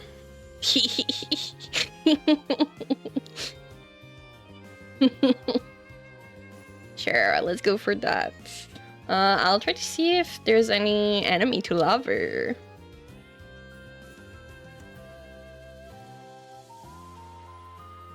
It's gonna be faster if I go there. No Spaghetti and Alfredo fanfiction? I don't know if they have any. I would need to write my own. Could you imagine? That is a premium release in the future. For real? Okay. Zuko. Wait. Isn't there a way I can be like... Is it technically an anime?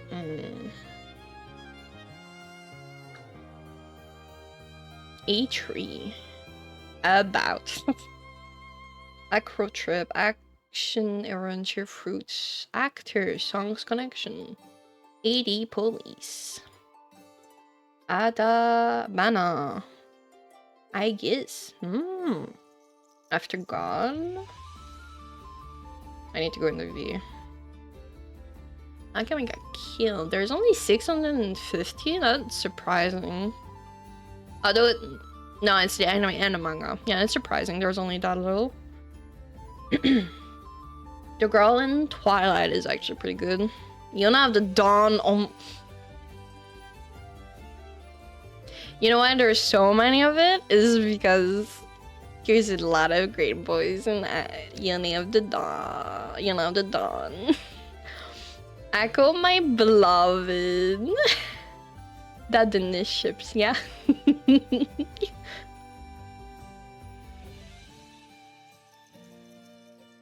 I saw, was it a couple months ago? I saw that they were gonna do season 2 of Yona of the Dawn, and I'm so fucking ready for it. Oh my god, like the manga is amazing. I need to reread it. That's how much I'm excited about it.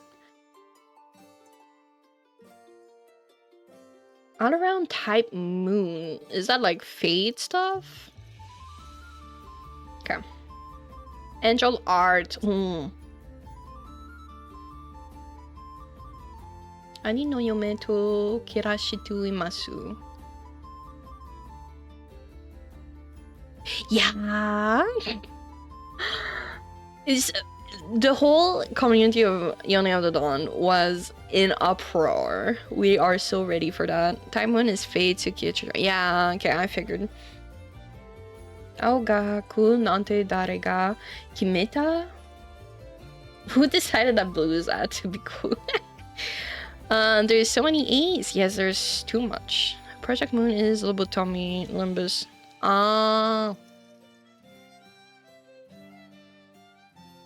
Where is the V? Atom. We're getting closer.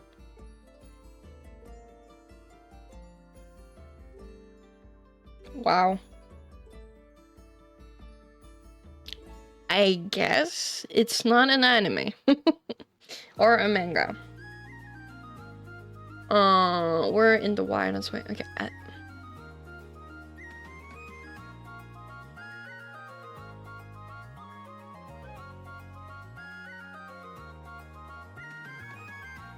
Yeah, it should be after T. Or Awero. Yeah, no, it's not there. It's let's try again. Of course, My Hero Academia. Look at the amount of fiction. And IQ is close second. Okay, wait, pause. Why is Sherlock Holmes in anime and manga? What? I need to like continue my reading of Lord of the Ring so I can read fanfic about it. I need my Legolas and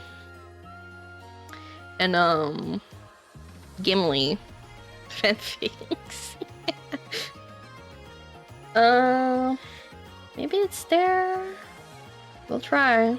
My Immortal. No, we're reading a Zuko Kotara for Zelfie because she is very amazing.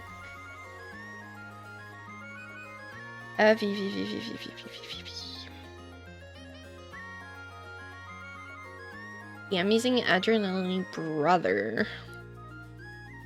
Anne of Green Cables? What? There's an animated series of that? Holy shit.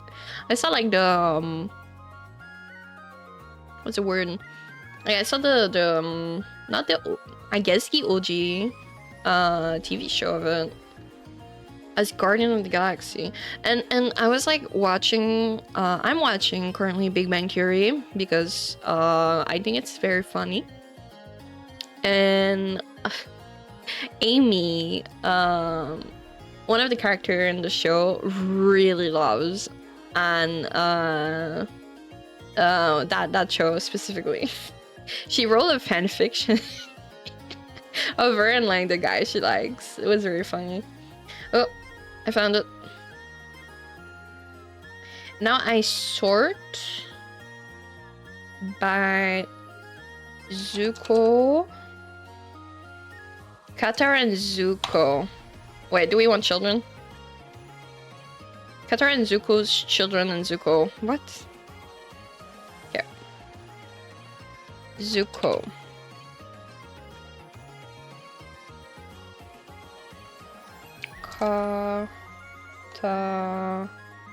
Zuko. And we want enemy to lovers. Enemies to lovers. There we go.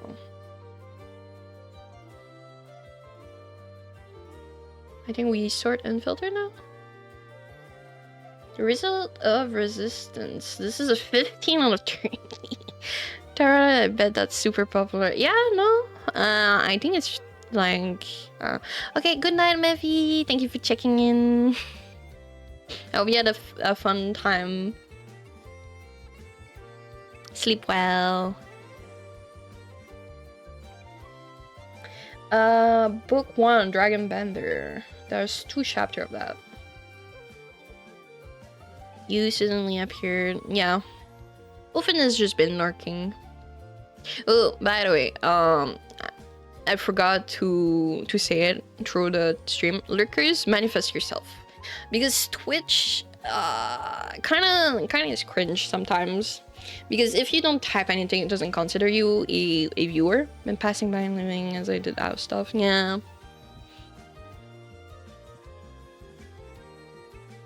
Ooh, there's a slow burn, depression, main character death. We'll try to find one that's just as 1 chapter because 38 chapters is insane. Oh my god.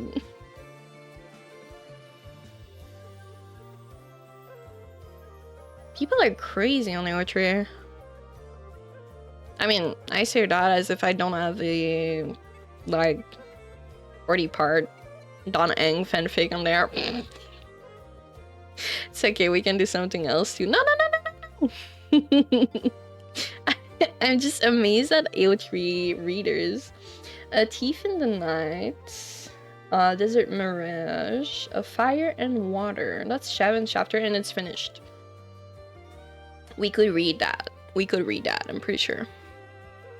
Like, it's not that much word as well. Like, 24,000 were... Pretty sure that's less than a chapter I wrote for my book, I think. 3 is the place for anything. Yeah, it's like... It's a rule 34 of writing. Okay, let's read the tags. Katara Zuko... minor or background relationships. Aang and Toph. Sokka and Suki. That's base ship. Katara, Zuko, Azula, Sokka, Toph. The gang. The Blue Spirit, the Painted Lady, Akoda, Arrow, Enemies to Lover. Katara is a multi-dimensional character, swear to god. Zuko has minimal brain cells. Zuko is a walking green flag, okay. It's complicated. Falling in Love, The Boiling Rock, Canon Compliant, explicit sexual content.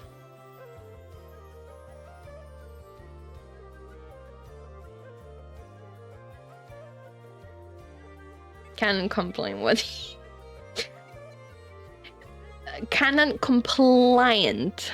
So they go by the canon lore, except for like Aang and Katara ending up together. Explicit language, angst and hurt, / comfort, bending, blood bending, odd spring sex, elemental sex, they're in love, your honor. Zuko just gets her. Serious injury, blood and gore, violence, this is not kosher. Spirit world, I'll add tags as I go. Accidental voyeurism, introspection, explicit fan art. The tags are so fun. Yeah, they are. What I'll probably do is, if I read anything like that's explicit or anything, I'm just gonna like, these are sometimes, yes, they are. I'm probably just gonna like read it and do a synopsis of what I read. If it's like a scene. And if I think it's very funny, I'm gonna read it because I'm that kind of person. Cringe stuff makes me laugh. So, okay, this starts right after Zuko shows up at the Western Air Temple and is accepted into the group, okay? Katara battles with herself on whether or not Zuko can be trusted.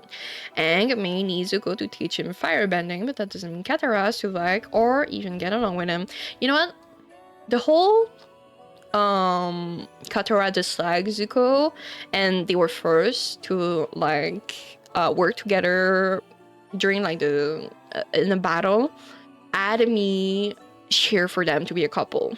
Like, not that it's like on Katara, like it's been the ship that's been there for the beginning, but there's just something about Zuko and Katara that just works, you know? Can't wait to write something, then you read it and cringe. I'll try my best not to laugh. Then you won't know I'm cringing.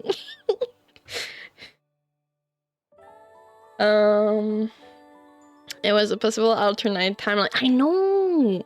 I fucking know. It would have been great, I think. To be honest, I'm kind of glad, in a way, that we had Aang and Katara together. Because then we got Aang's son, whom I love. I loved the episode when they went to find the killer of Katara's mom. Yes! It was such a...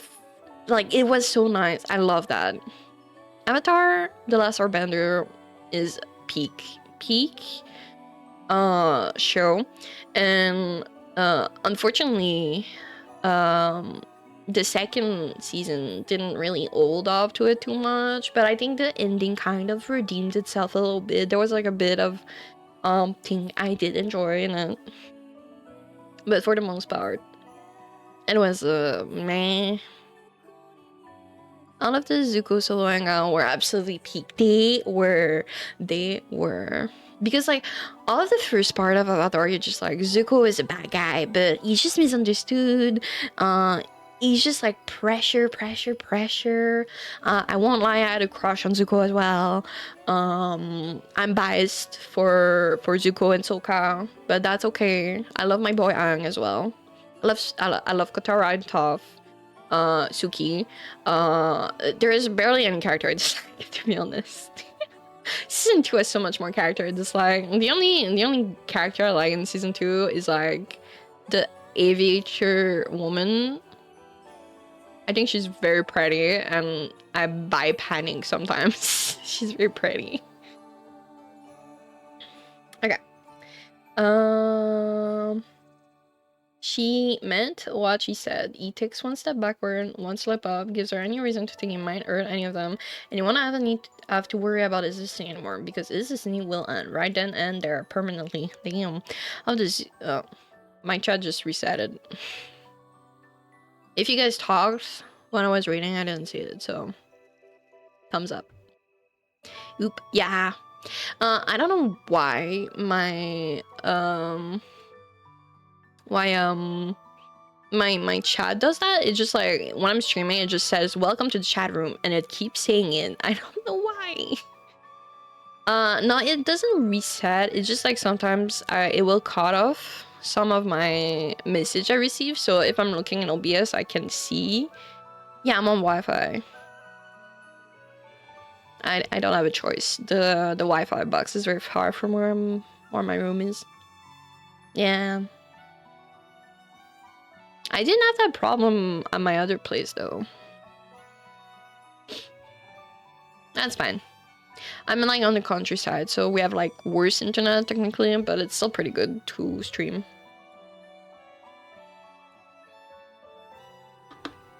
My only complaint is I need a new computer, because I cannot play some games while I have a model at the same time. Obviously. Because then my computer is like, no likey. Like yesterday before the stream, I was testing out some stuff, and it just like it crashed everything. If need be, you could use a power line directly, use a wire, but yeah, a new computer is very much needed. Yeah. Thankfully yesterday's stream ran smoothly.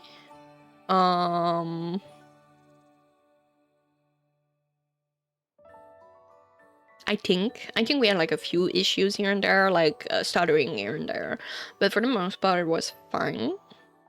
And today, since we're not playing any game, yes, I know how to speak, definitely.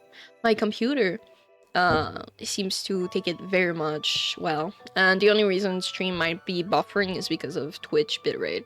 I believe it was mostly stable stream. Yeah. Like, it didn't lag a single time when I was playing game, so that was fine.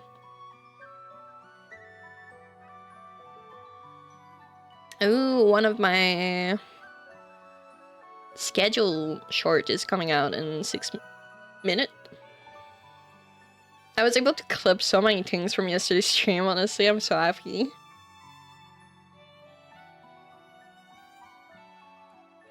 Alright, let's start this. Explicit creator chose not to use archive warnings. Finally on. Welcome home, Orca. Welcome home. You went home very late. Did you have to stay late during work? A fire and water. Summer. This starts right after. Okay, well, it's a summer. At errands. I hope they went well. Hello guys. To any new readers, my old, this work holds a special place in my heart. I grew up watching this show, and the chemistry Katara and Zuko share is really, really beautiful. I have no set time frame for this piece, but I will try to post regularly. Happy reading! Chapter 1. Katara. Katara keeps her distance, mostly because she doesn't think she can be in his general vicinity without gouging his eyes out or drowning him on sight. But she also doesn't trust Zuko for shit, and she can't stand the way he looks at her. When he and Sokka return from the boiling rock, her father and Suki in tow, Katara hates him even more, even when Akoda kisses her brow and pulls her close. Zuko's eyes plead for forgiveness. She turns her back on him and the gang. Someone Katara is angrier than ever, and she doesn't know why. Keeping the rocks from crushing you. Zuko's body presses firmly into her own.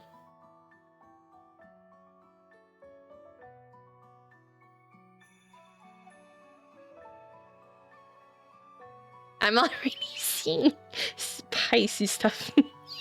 Because one of the tag was like hot spring sex.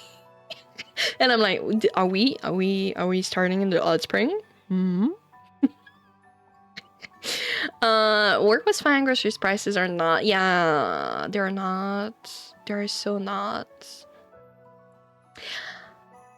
Zuko's body presses firmly into her own. Katara can feel the hard lines of him, the warmth of his element coursing as hot as magma through his vein, the heat of his words against her throat nearly burn. Hot spring sex, yeah. Snoozing again the ad, so I'm already used all 3 of my snooze. So next time we're gonna just take a short break of me reading. So I'll try to read as much as I can. It's like Twitch, like he's readying his next move. Katara doesn't know if he's going to flee or fight, and Katara doesn't give a shit either way, so long as he gets to fuck away from her. As long as he gets the fuck away from her. Okay, I'm not crushed. You can get off me now. The firebender leans far enough back for her to slip away, and slip away she does. The chill of the western air temple immediately creeps in. Katara resists the sudden bite of the cold, leaves the air to the Fire Nation there on the ground, and does not look back. Katara is quick to help the rest of her real friends flee. In all the commotion, she doesn't see Zuko. She doesn't see Zuko again until he's free falling from the sky. The brunette is content to let him drop to his death, but then their eyes met. Can feel the spite in Katara's writing. Molten lava burns into her ocean blue. When he reaches out for her, she's a puppet on a string, a compulsive phantom limb opening up to accept him. His grip is so strong and urged as Katara holds him in with both hands against the force of the wind. It takes every ounce of strength she possesses to fight the tension of his body, strung up by Appa's gaining velocity. When Zuko falls into the saddle, it is with his entire body weight. Her back slams into the hard leather, and Katara closes her eyes shut tight, waiting for the impact of his body. It doesn't come, but she can feel the heat of him. Damn, so much tension already. We just started. Blinking her eyes open, she stares directly into Zuko's browed chest while he glares off at the cliffside, a palm pressed on the lip of the saddle, keeping him from pressing into her. His gaze is intense and smoldering, like he can ignite something with the weight of it. Well, maybe he can fall. Maybe he can for all she knows. Zuko finally glances at her, and she realizes how tired he is. He is exhausted. It looks like the world has beaten him down and down and down again, yet he refused to give up. Say what you will about Zuko, but his determination never falters. His movements are measured, slow, as he removes himself from her space. They don't say anything to each other. Katara turns her back on him and watches the world go by.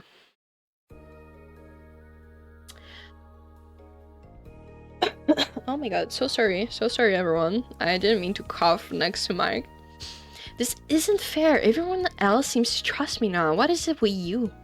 Katara spins on her heel. She can feel her animosity climbing into her cheek, into her earth, where it makes her home. Katara feels like she's burning from the inside out. Oh, everyone trusts you now? I was the first person to trust you, remember? She just gestured to him, then herself frantically. She must look insane. She doesn't care. She doesn't care. She cares too much.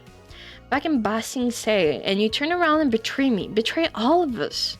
Zuko doesn't offer an excuse, shockingly enough. His face is flushed, and on his pale complexion, the embarrassment is easily read. What can I do to make it up to you? Katara braves the distance between them, the closest they've been in days, and spits venom into his face. You really want to know, Maybe you could reconquer Ba Sing Se in the name of the Earth King, or I know, you could bring my mother back. She has to leave, or Katara fears she will implode.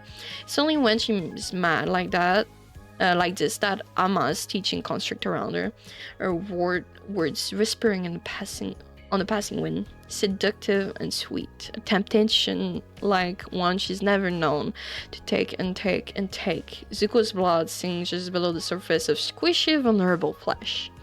Aang may need him, but Katara certainly does not. It is few and far in between when Katara allows herself to relax, especially now that they're in the Fire Nation. However, the natural outspring a mile from their camp called to her. The moon is nearly full as she walks herself to what she hopes will be the most relaxing night she's had in months. Katara gets naked, and when she steps into the pool of steaming water, she moans her gratitude to anyone who cares to listen. Sighing, she embraces her hair. Sorry, I heard like a knocking. Oh boy, it's getting steamy now. Yeah. Oh, we're getting an ad in like a minute-ish. I'm just gonna continue until it says not to continue. Sighing, she unbraids her hair and lets it float in a ring around her body. With her back propped against a slick rock, she's able to enjoy now how the moon glows down on her bare skin. Being surrounded by men gives Katara zero time to enjoy herself. Very valid, very valid. Pun because it's a hot spring. Yeah, it's a funny pun. I'll let it slide.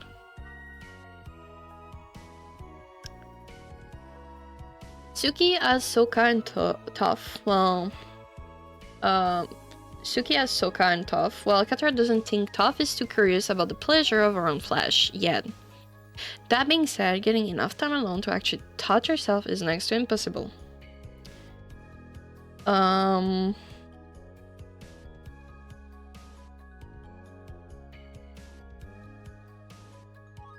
ads will begin soon. Very, very, very, very soon. I'm gonna like quickly glance so I can know if there's a lot of ads.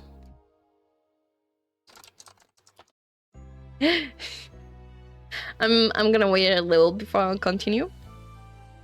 I'm gonna get a pop-up and it's gonna tell me as going in. Good idea to check if it's very small. Yeah, I'm just gonna read a bit ahead just in case. Because they're talking about touching themselves.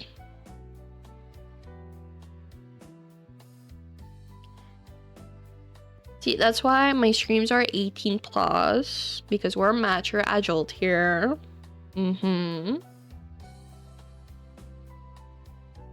Yeah, ads are starting now. Bye, chat. Bye.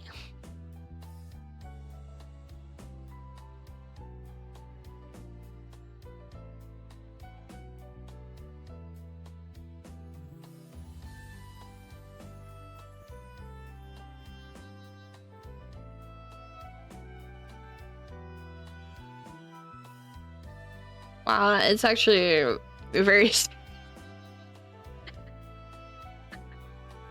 Then everything changed when the ad nation attacked. Yeah.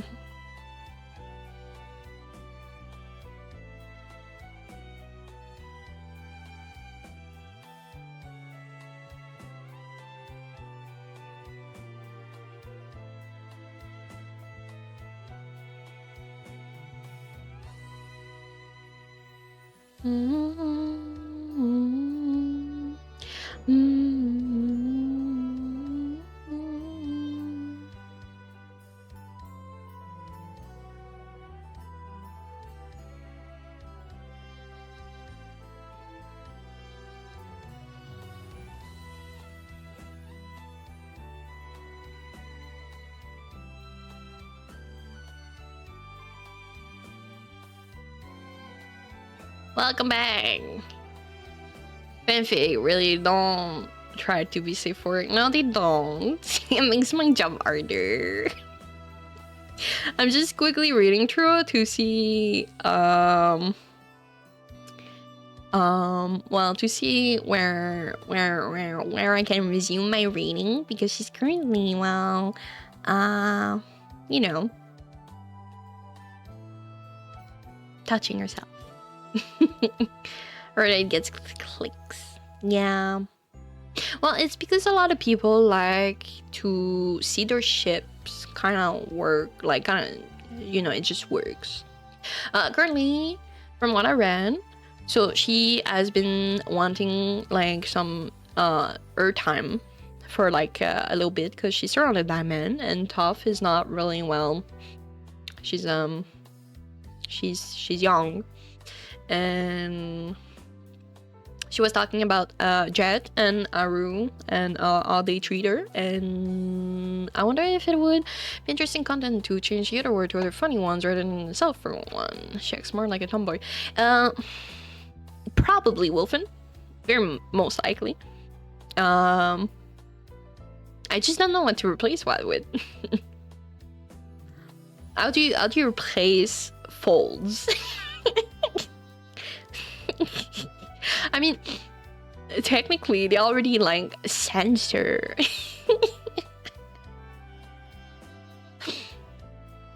I could read through it. She's cooking in the hot spring. She is. She's boiling. Okay.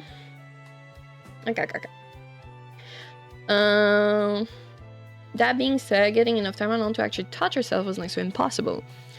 In times like this, she wishes Aru, or even Chad at this point, were here to help her through this crippling arousal. She has the opportunity now, and she will not let it slip away from her. You are cooking yourself, and those so true, yeah?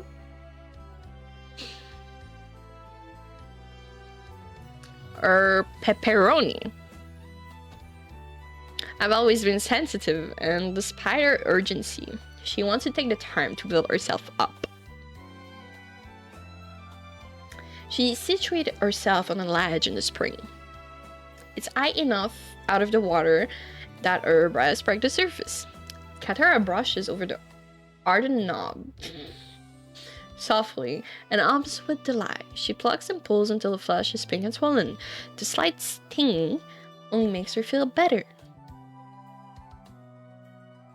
I've always admired Smut Writer, because how do you come up with such sentence? Like, I've never written smut in my life. Not that I didn't try, you know. As a fanfic writer, I admit hopefully I did try. At least once. Sliding in underneath the water, she teases herself, tracing a body with a finger between her legs. Kata drags over her folds, but hesitates in giving herself what she knows she really wants. The longer she plays with herself, the longer she craves more. Her touch is nice after neglecting her wants for so long as she has. But she yearns for something she can give with her hands. She desired the firm touch of another. Fierce finger that explore her body eagerly. Jet had been more forceful than he should have been. His excitement to ever led to her own, but he paid little attention to her body and her wants. Smile writing is art. You go in baby words or you do what favorite writers did and use a lot of shellfish for some reason. Or you put a CGI dragon. Aru was the exact opposite. I was shaking on her, making sure she was comfortable. She enjoyed his affection for her and the way his tongue ran over every inch of her body. She just wished he was more assertive. Katara allows herself to fantasize about someone who would toe the line of both men, someone confident in his abilities to make her feel good, but also someone who would drive her insane with desire, someone dangerous but charming in a genuine kind of way that made it hard to dislike, someone who cared about her and her pleasure more than his own. As she plays with herself, she wonders what his touch would be like. She decides large, warm, and that grab at her skillfully. He would have more experience than her, and maybe he's a bit older. He would think she's beautiful and exotic with her dark skin, wild hair, and light eyes. Most women in the Fire Nation have similar feature. Pale flesh, silky hair, and dusky brooding eyes. She's thinking of Zuko, for sure. She's gonna realize she's thinking of Zuko and she's gonna be like, no, that's impossible, I hate him. Or does not, no. Totally subtle.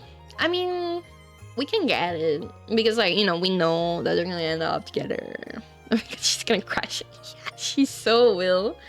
Katara does not know very many men in the Fire Nation, but Zuko flashes in her mind front and center purely out of sheer proximity to her on a daily basis. She hates everything he stands for. She's so irritated her brain sucked him into her fantasy that she almost stops touching herself. She pushes him away like she always does, intent on her pleasure and start up her fantasy again. Katara spreads her legs wide and teases the... I need a funny name for that word.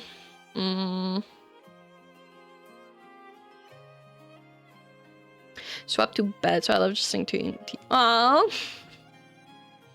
I hope it's enjoyable at least. Funny words. Funny words. A rose, perhaps? Well, it's not really a funny word instead, but it's more like it resemble.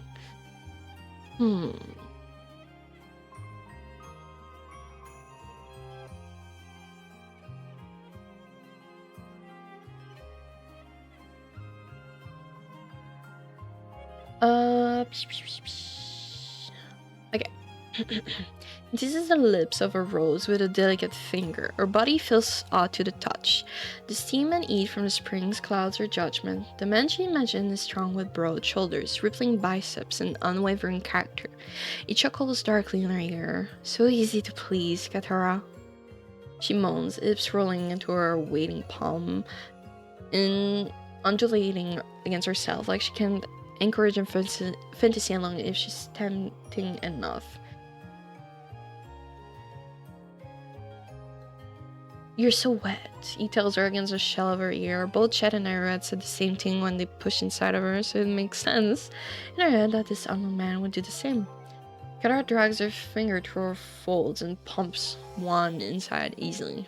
You, take my eggplant well. Katara can feel herself burning up with excitement. She slips another finger inside to please him, so he can feel how tight she is around his eggplant. The water swells around her, cresting and falling with her movement, laps over her sensitive pepperoni.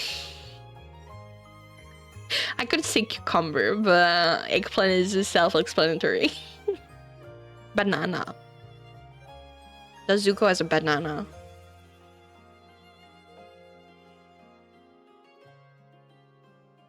Less of her sensitive pepperoni, and she has to try very hard just to breathe. Spirits, she curses to no one but the moon above and tries not to get upset when her fingers aren't deep enough.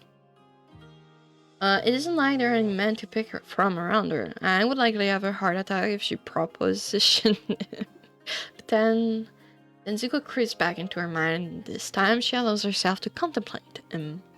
She's seen him have made any number of times training with Aang. His body is full of sharpened gold and jagged edge, a body sculpted out of alabaster from countless hours training. Countless hours dedicated to regaining some semblance of honor. Katara decided he is conventionally attractive with his silky onyx hair and piercing fire-only eyes. He is hard to discredit in this way when she thinks about what he has to offer at face value. Katara decides she can kick herself later. Smart. Zuko would know how to touch her, she decides. He's summers older, and as the crown prince of his nation, there's a fat chance in hell that women have not firstly flocked to him, especially for how attractive he is. Let me take care of you. Let me... I'm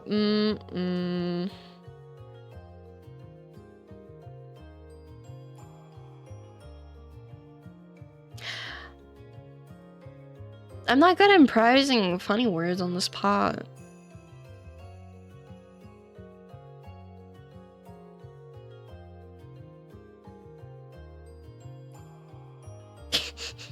Let me play with your rose.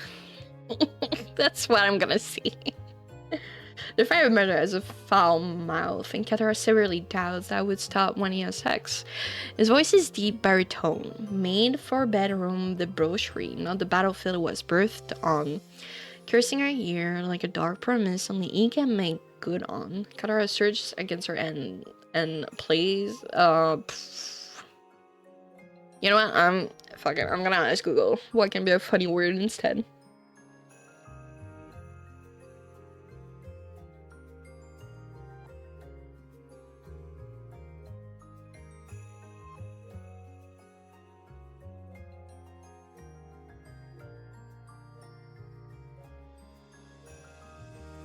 Fork. Someone said fork.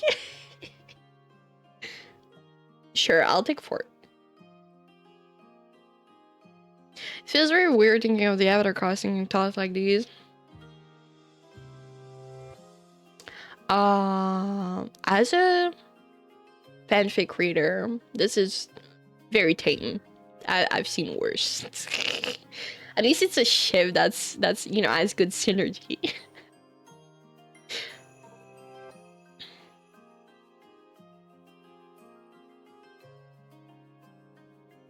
Uha. Vajeje, coochie, hoo-ha, flower and cookie. Fork your cookie. I like this actually. I'm gonna keep those. Hoo-ha is also very funny, but we're using a food analogy here. You know, pepperonis are nipples. A dick is eggplant or a cucumber, and vajayjay is a cookie. Let me take care of you. Let me fork your pretty cookie. The fire and bender as a yeah, I already said that one. Oops, bad narrator, bad. Yeah, okay, that's the one. Katara surges against her and forks herself faster. Would take her like this, she decides. Fast and hard until she's screaming his name, till she begs him to stop. They aren't friends, so maybe even be a little mean. Ooh, I actually like that. She's used to being coddled and being thought of as fragile. Katara knows that Zuko does not see her that way. To a certain extent, she believes that he is even afraid of her. It only turns her on more. Valid.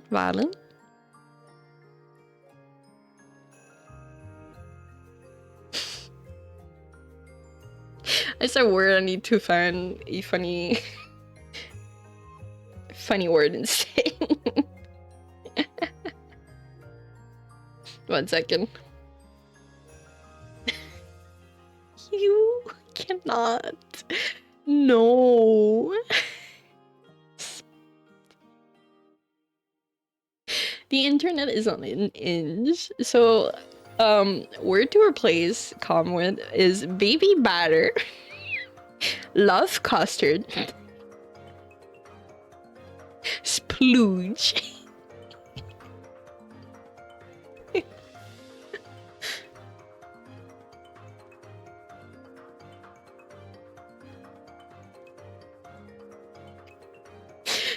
I'm gonna keep splooge because the splooge makes me laugh way too much. Oh no.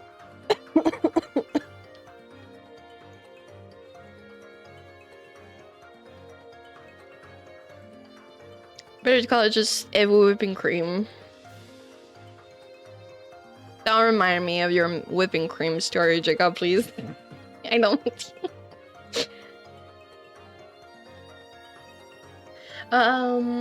When you're a good girl, how you could take an eggplant like this. So slutty, Katara. How long have you wanted me to fork you? No, mine is ice cream. Get it right. I ended up moving that accent. No. No, wait, don't get. You want me to or not? Katara whimpers, tries to slow down, but her orgasm. Her cookie vehemently disagree. She's going to slooge. She chases it greedily, rolls her body onto itself, and moans. Slooge on my eggplant. Katara cannot refuse him. Her body pulls taut and tight, and when she slooge, she can feel it all the way in her toes. Her orgasm rolls. Royals? Royals or rolls? Pretty sure it should be rolls. Odd and fast to her. She bites her lip to keep from saying his name. She will not give him credit for her pleasure, not even in this fantasy, and rides it out, eyes spinning back in their socket. When she comes down, she can hardly believe herself in the level of depravity she has stooped to. Her breath whooshes in heavy pants as she drops her head to the side. At first, when she sees him, she thinks it's part of her fantasy. Her lingering desire playing with reality. The steam deluding her vision. She blinks and realizes with some humor that is not the case. Zuko stands just beyond the tree line, golden eyes, intense and trained on her body. She can't see him in his entirety, but she can still see how his trousers are unbuckled and how his body heaves in time with hers. It is rather obvious what he was doing without having to see the evidence for where she is. Heather laughs, an incredulous thing. She pulls at her hair from the scalp because she can't quite believe her luck. Her element surrounds her. She should ban at him. She should drown him where he stands, but guilt nips along her sensitive body.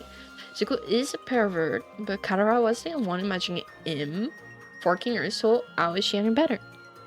When she looks back over to him, Zuko is gone, and so are her fucks to give. That was chapter 1, guys.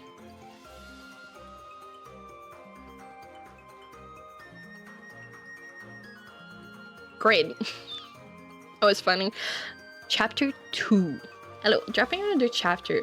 This, as a fanner that started this entire story, it's I'm scared to look for. I'm gonna close the window just so I can look at it. I want to see where it is. Oh my god. Yeah, it is pretty explicit. Wow, I think chapter 2 is just smart. Yeah.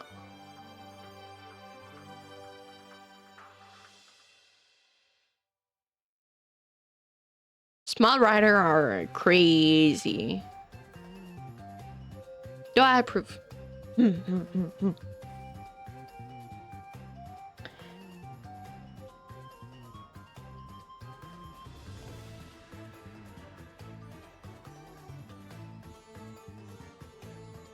If anyone wants the art, I can give in DMs. I mean, what?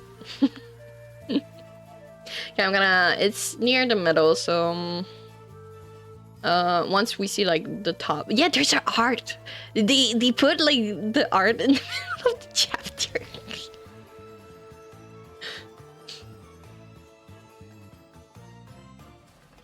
Yeah. Opening this back up. I'm glad that the author puts the warning at the top, so I don't just get heavy warning thing. We're getting Zuko's POV now. He snaps out of his paralysis, coming back to himself with a jolt, in startling clarity before he can notice the uncertainty slipping into Katara's eyes. Zuko turns on a heel and flee. Zuko does not sleep that night. He does not, or at least tries not to. React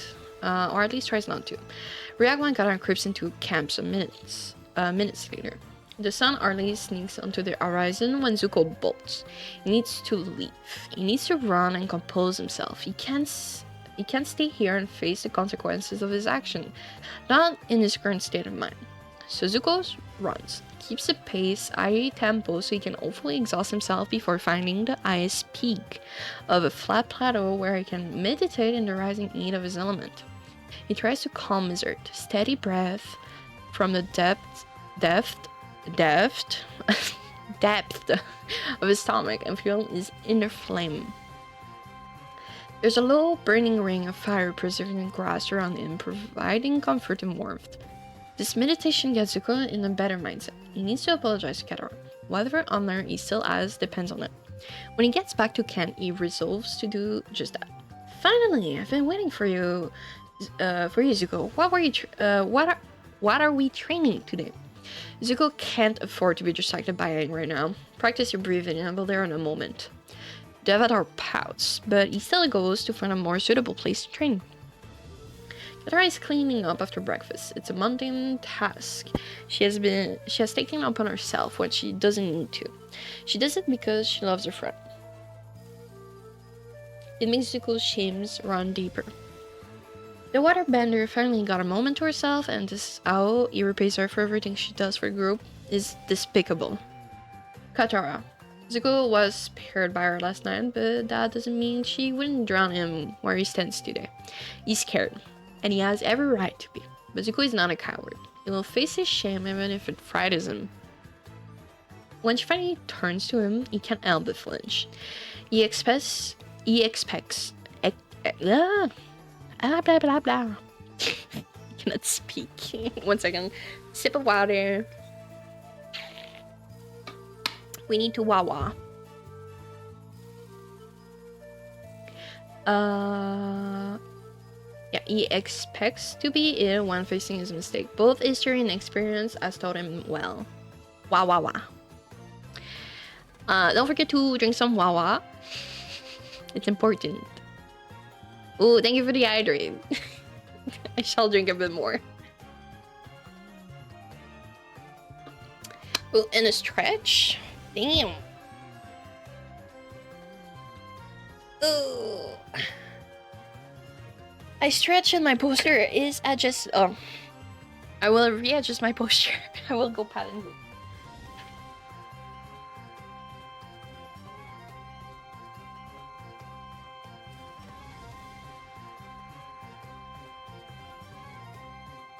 You're lucky he was not hiding under the desk, because now I wouldn't be able to reach him.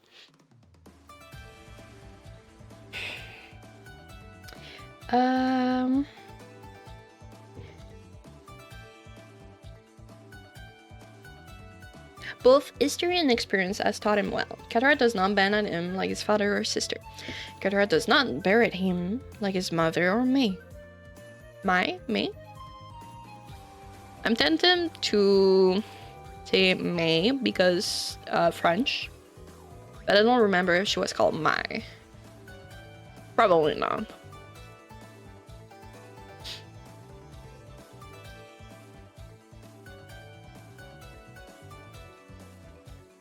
Katara does not forgive him like Uncle.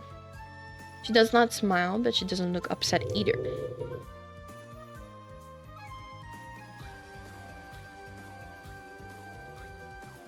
The car of my neighbor is so loud. I was so startled. You guys probably didn't hear it. I said my mic properly. She does not smile, but she doesn't look upset either. Her cheeks are brushed a dusky color with the morning sun. Painted pink by his element. If Zuko doesn't open his mouth now and apologize, he won't get a chance to because words won't be possible. He will lose his nerve. Just as he parts his lips, Katara speaks up. Not now, we can talk later. She looks away and fuchsia envelops her entire face. Meet me at the springs tonight. Zuko can't fucking breathe. This is, well, he isn't even sure to be honest, but he's in no place to refuse. He nods because he is incapable of speech and walks away. Aang is very receptive to Zuko's training at this stage. He should feel bad for how much he pushes Aang in this session. Needless to say, he doesn't. Besides, he does every exercise with him, so it's not as if he's a tyrant like Toph. They burn themselves rich and bone dry. Both he and Aang pass out under the shade of the tree. Now that he's not moving, his brain reminds him that he's a shameful latch of a bastard. Aang has hundreds of lifetimes of wisdom at his disposal. Zuko isn't dumb enough to not ask a question. Hey Aang, have you ever seen something you weren't supposed to? This is legit peak content, but I have to go, Dean. Thank you so much for the stream. Ooh, thank you for stopping by. Thank you. I hope you have a good evening. Bye. Here, a little wave. Bye-bye. The monk shrugs. Face pressed into the grass below him. Sure, Wu hasn't. The words comes out muffled, but somehow still understandable. Are you? I meant that breach of trust. This is especially troubling for his relationship with Katara, because the woman already seems to justifiably hate his gods. The question gets Aang to pick his head up from the ground. Admit completely to your wrongdoing and don't expect to be forgiven. It's not up to you anymore since you're the one who messed up. Unless it was an honest accident. In my experience, this is the best course of action. It's probably the most solid advice he's ever been given from someone who isn't his uncle. Zuko doesn't realize he's fallen asleep until he's woken up some hours later. Toph is a total bitch about it. She manipulates the ground beneath him, stretching and recording her elements so it sends him 10 feet in the air. He barely has the time to bend himself aloft so he doesn't smack into the earth below. Wake up, Sparky. Sugar Queen wants you to brew the tea for dinner. Zuko understands. Toph can feel how Earth's beat with her feet, but he just can't control his reaction no matter how hard he tries. Should have tried harder because Toph's eyebrows shoot into the airline and she's suddenly watching him very, very closely. If he acknowledges it, it'll only make this worse. He walks past her, but poise is not his strong suit. It never has been and probably never will be. He doesn't see Katara, so he's able to prep the leaves in the pot while he wrangles with his pounding heart. This is the only task Katara begrudgingly allows him to do. He takes great pride in it because even if she hates his god, she can acknowledge he makes a good pot of tea. We're gonna have ads very soon, so while the ads will run, I'll take a little break of reading. It should like happen very, very, very soon. So I'll continue reading until ads are gone. Just as he gets his heart rate under control, water appears from thin air and is bent into the teapot. When he looks up, he just barely catches Katara in his peripherals. She does not look at him as she walks from the edge of the tree line, holding a basket full of box apple. Even when there is nothing to do while they wait for Aang's firebending to develop, Katara still finds a way to be helpful. They do not speak as Zuko preps the tea. He lights a small fire and watches the pot meticulously when Katara calls the rest of the gang for dinner. Zuko has never been much of a talker, so he doesn't think anything is out of the ordinary. Night falls fast despite Zuko's wishes, and before he knows it... Oh! Ads are starting... Bye chat! Bye chat! I'll wait.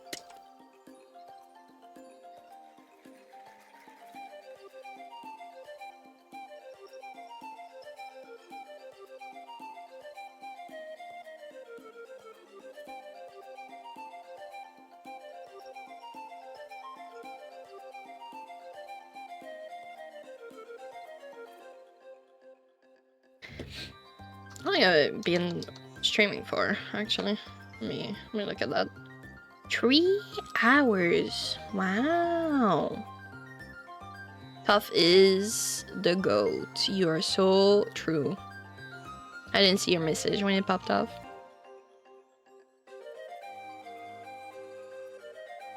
$33 seconds. Wow, the bitrate is shit. What the fuck?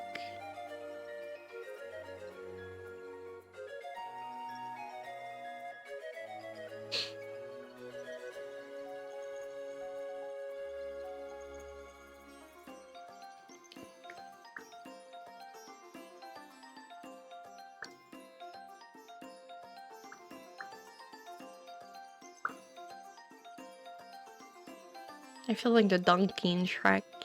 I go. Oh, ads are done. Welcome back, guys. Hi, hi, hello.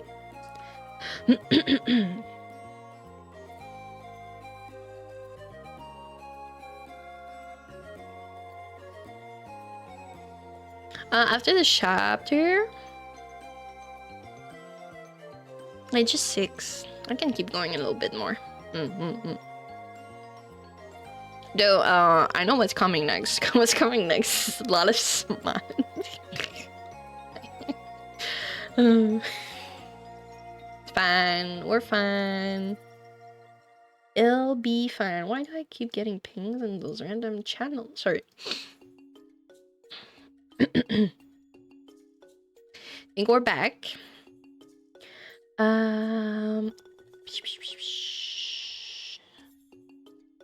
Zuko has never been much of a talker, so he doesn't think anything of it.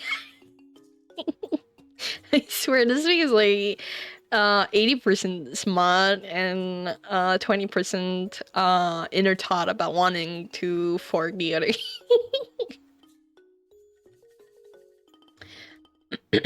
Zuko has never been much of a talker, so he doesn't think anything is out of the ordinary. Night falls fast despite Zuko's wishes, and before he knows it, the moon is full and high in the sky. He waits for Katara to leave first, waits 10 minutes more, and follows after. Zuko runs through his atonement speech 5 or 6 times and forces himself to be more confident than he feels. Zuko clears the tree line and is ready to apologize like his life depends on it. However, life is a cruel mistress. She always has been. Just as Zuko climbs over the rock on the spring, he spots Katara. She's naked again, waist deep with her back facing him. It almost doesn't matter because Zuko remembers what her breasts look like in great detail. Her chestnut curls are pulled in front of her, and Zuko follows the curve of her spine until it's made murky by the water, concealing her remaining modesty. Zuko will not, or ever, make the same mistake twice. He pivots on his heel and digs his blunt nails into his palm. He clears his throat loudly. Katara, there's some splashing. You can turn around now? Zuko hesitates. He idly doubts that. Katara, I don't think the one laughs cynically. Since when do you think? Zuko almost can't believe it. He gasps, nearly offended, and Katara's voice hits his ear quieter now. Said it was fine. If we're gonna be weird about this all now, you can just go. Zuko turns to face her again, and she's submerged to her collarbones in the steaming water. Hair pulled up in one of Toph's spins. It's a messy ebb of curls, but somehow still looks good without her trying. It doesn't matter. He won't get distracted by her beauty. This is obviously a test. Zuko bows deeply at the waist. Sorry, I watched you last night. It was an honest mistake at first, but after seeing you like that, I couldn't look away, and I couldn't stop myself from drowning you in pleasure. Please forgive me. Zuko does not move an inch, not a single one, even though his back is aching from training all day and holding the position. He doesn't care. He'll wait as long as it takes. I'll accept your apology on one condition. Relief grabs hold of him and doesn't let go. Looks up at Katara with hope. Anything. You do something for me, no question asked. Zuko watches her carefully. What could Katara possibly ask of him? He doesn't even have much, especially not there. But he's desperate for her not to forgive him. Nothing dangerous or life-threatening. Zuko reasons. He knows Katara doesn't value him, not as a bender and definitely not as a friend. None of it is unfounded, but he needs to make his line clear. Katara is embarrassed. Zuko can tell.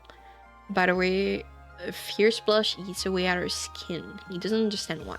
It's nothing like that, but if it makes you uncomfortable, you can say no and we'll never speak of it again. Zuko nods. He wants to break this wall down between them. He needs to break this wall down between them. The air grows wet and odd, and Zuko can tell it's not just from the spring. What does that mean?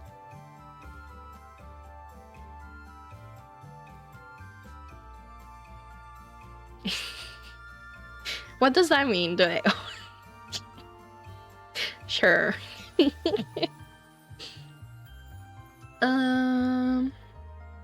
They're on the precipice of something Zuko refused to look too far into. Join me for real this time. Kara says, and the world falls out from underneath. Under him. I was tempted to say underneath. Well, they're gonna bang. Yeah. Zuko is an idiot, but he's not stupid. This is why she asked him here. They could have met anywhere. This is why she's naked in this pool of water. It's not so she has an excuse to easily kill him. It's the guise of getting naked and recreating something that hasn't actually happened. Something that shouldn't happen if he values her the way he is supposed to. He doesn't know the intricacy of her relationship with Aang, but he knows enough to understand this is a horrible idea. And yet, I know you said no question, but I need you to clarify what it is that you want. Zuko being dumb. Zuko, despite his best judgment, is considering this request. Katara is breathtakingly beautiful. He is, for obvious reason, very attracted to her. But the woman is young. Not too young to not know the pleasure of her own body, but perhaps too young to know the pleasure of another given or circumstance as Aang's waterbending master. When would she have even had the time? She's plenty old enough to consent. Zuko was taking a woman to his bed summers before Katara's current age, and they were all more than willing to participate. Hell, they're fighting a war. She can consent to this if it's what she wants. Katara stands, bring her breast to him once more. They're even nicer up close. It takes all his willpower to focus his gaze back on her face. He needs her to see it. He does not want to misinterpret this, because he doesn't think there's a way back into her good grace if he does. I want you to fork me against this rock until I beg you to stop. Very straightforward, Katara. Very, very straightforward.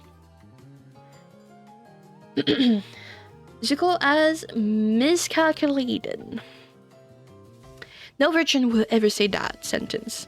Probably. He has approximately 1,000 questions to ask, but she answered the only one that really matters. Zuko starts getting undressed and watches as Katara slinks back into the pool of water to apparently enjoy the show. He's particularly shy when it comes to anatomy, especially his own. He served in a military regime and was naked with any number of men at any given time for bathing purpose. Pairs this with his father's insistence as Zuko find a wife young, he's been around many, many naked bodies. Zuko doesn't know if he's attractive necessarily, but he can't be too bad looking if Katara, who hates his gods, is going to lay with him for some unknown reason. The others seem to be angry with the assumption in their lives. Yeah, you have to.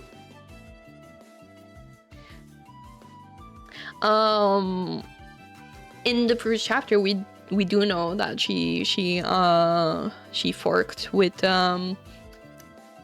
Aru and Jet. So we know that she ain't one. Zuko doesn't. He's both thrilled and absolutely terrified. He's never had sex in water before. He's never had sex with a waterbender before. But watching Katara's blue eyes watch him, well, he can't remember ever wanting anything more. Zuko keeps his lower binding on just to ask a follow-up question. It might sound stupid, but he wants to be sure one last time. Can I join you? He probes, gesturing to the water. Consent is sexy in his opinion. He wants to know that the woman he's going to lay with wants him, but he also wants to make sure after seeing his scarred body that she's still interested. The woman's full of an eye and everything Katara's in a way that doesn't look human. She smiles and breaking the surface of the water. At first he thinks she's going to bend at him, and hears with some degree of fascination she sort of does somehow. Her finger constrict around the air and Zuko can feel how his body moves uncommanded towards her. She sent for him to know she did it. He stares, aghast.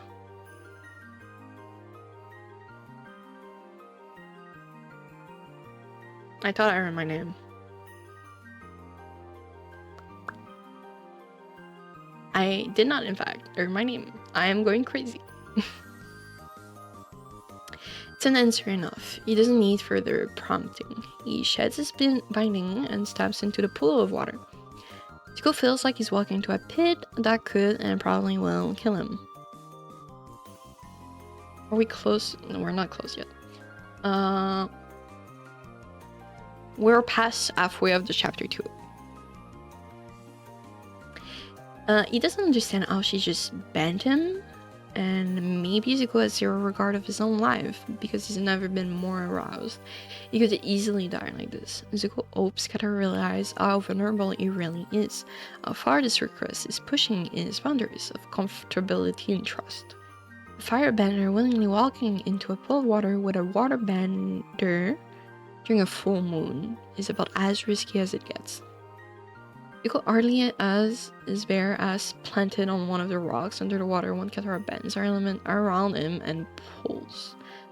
Zuko moves with the current towards her and he has just enough time to press. Oh my god, this is so tense. It is!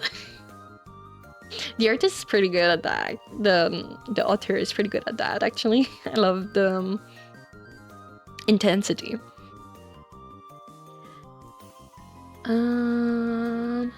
Zuko moves with the current towards her, and he has just enough time to brace his crotch with his hand so he doesn't smash into her. They're still close, but Katara has already spread her legs to him to fit him between. He is rarely ever off. Swallowing his tongue, he fights his instinct that tell him to run. Even his biology knows this is a terrible idea. He wets his lip even though it's not necessary. They're plenty slick as it is. Can I kiss you? An invitation to fuck is not an invitation to kiss. He's learned that the hard way. Katara looks completely relaxed, basking in her element, and for some reason, basking in Zuko's attention. Whoa, my throat.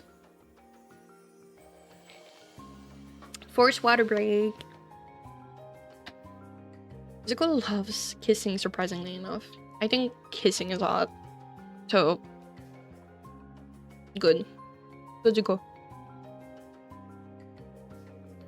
She reaches up to him, with finger curling around his nape so she can pull him closer.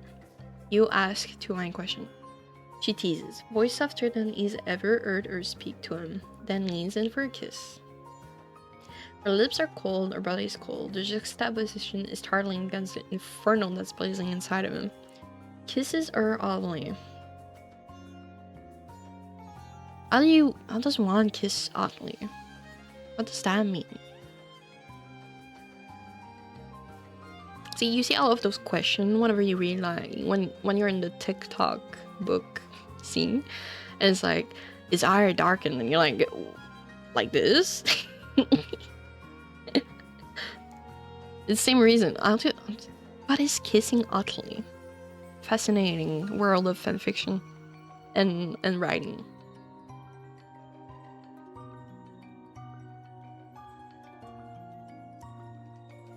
Cool fingers driving into his hair to keep him where he's at. It's unnecessary. Zuko does not want to leave.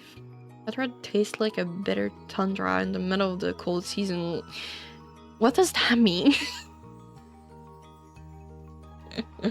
I love the poetic. I don't understand what they mean. She tastes like the water he swam through in the North Pole. Okay, I just had to read further. My bad.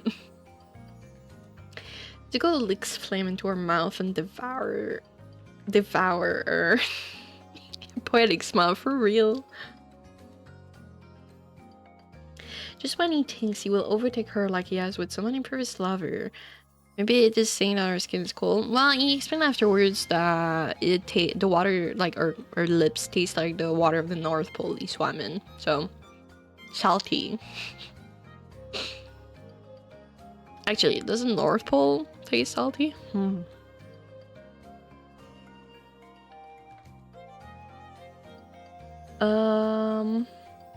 Just when he will overtake her, like yeah, so with so many first lover, her ties Ike up to his hips and wrap around his waist, inviting him to take more. Damn. Her breaks away from his mouth. Down tease me, she demands, Nell, finding purchase on his back and tugging flesh. Damn. The contact, as minimal as it is, makes him groan. Zuko adjusts his position and is moving from the safety of the rock face behind them to Katara's body. He's not done enjoying her yet. He wants himself toying the pitfall of insanity before he sinks into her. His palm follows the curve of her body, tumbling over a peaked pepperoni into the dip of her waist before he sinks between her thighs. That's intense. Depends on the area, I think. Probably deeper into the glacier might be less salty since it is mostly melted ice. But maybe closer to the shore it is saltier. Maybe. Just if I think of ocean, usually I think of salty water. But yeah, fair with all of the iceberg and stuff.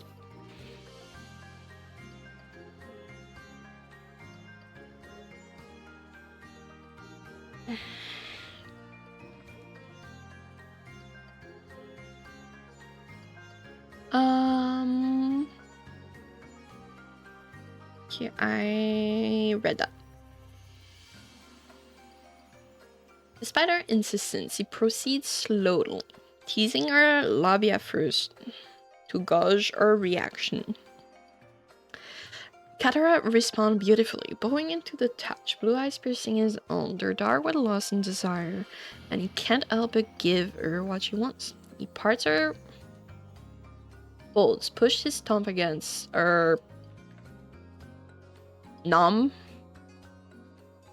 and relishes in her moans. Spirits gladly tie for the chance to do this all over again. Katara is soaked. The viscosity, the dampness between her thighs is wholly different from the water around them. He laments the fact that he can't be on dry lands, and he wants to taste her on his tongue. Damn. Bro, want that cookie. More. Oh no. Okay. It's like those theory where they grow mine, and they're just like, no, I need to stop reading. Katara groans into his mouth, and the water around them rushes and swirls. Zuko is ready to risk it all, bro. Yeah, he is. He will die for this.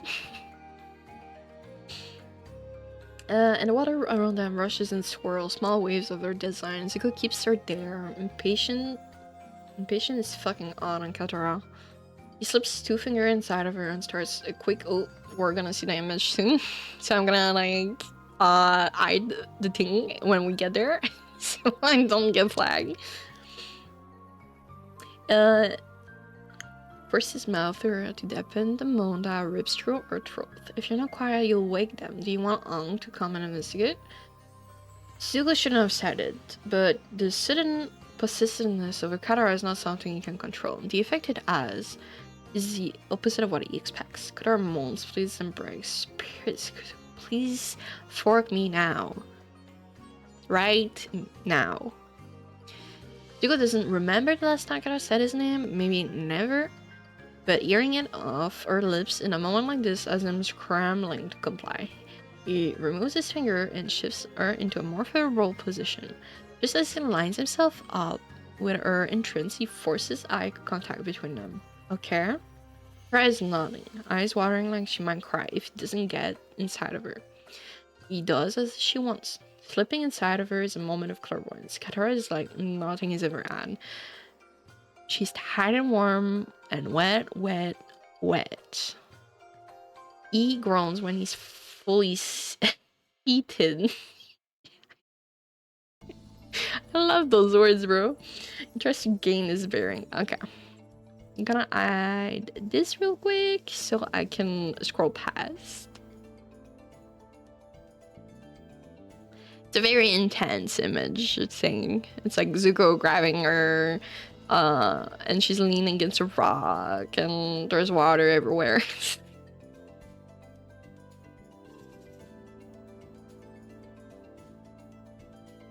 You're fucking massive. Okay, Zuko has a eggplant. I was right with my decision to say eggplant. She hisses into his throat, throwing her best to muffle her voice. Zuko doesn't care much for getting his ego's throat, but he wants Katara to want him. He wants Katara to like his eggplant inside of her more than anything. Is it okay? He doesn't want to be an asshole. If it's too much, he doesn't mind waiting for her to adjust or non-continuing at all. There are other ways he can get her off. Fucking perfect. It's fuck, you're so hot. Come on, fork me. I won't break. He's not an egomaniac, but he loves a challenge. He wants to see Katara breaks on this eggplant. What the fuck, bro? Whoops.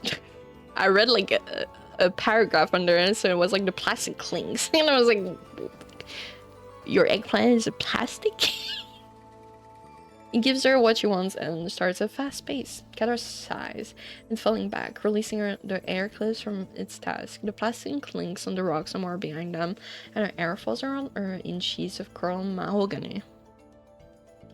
You're so beautiful like this. Stretch over me and begging. Katara's flash, eyes blue and warning. Zuko can't find himself to care. He doubles down, the water splashing around them from his movements. Probably too loud. Zuko doesn't care about that either.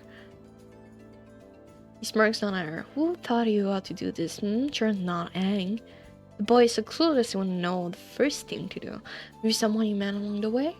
Her arcs against him, starts meeting his trust with little swirls of her own. She feels phenomenal.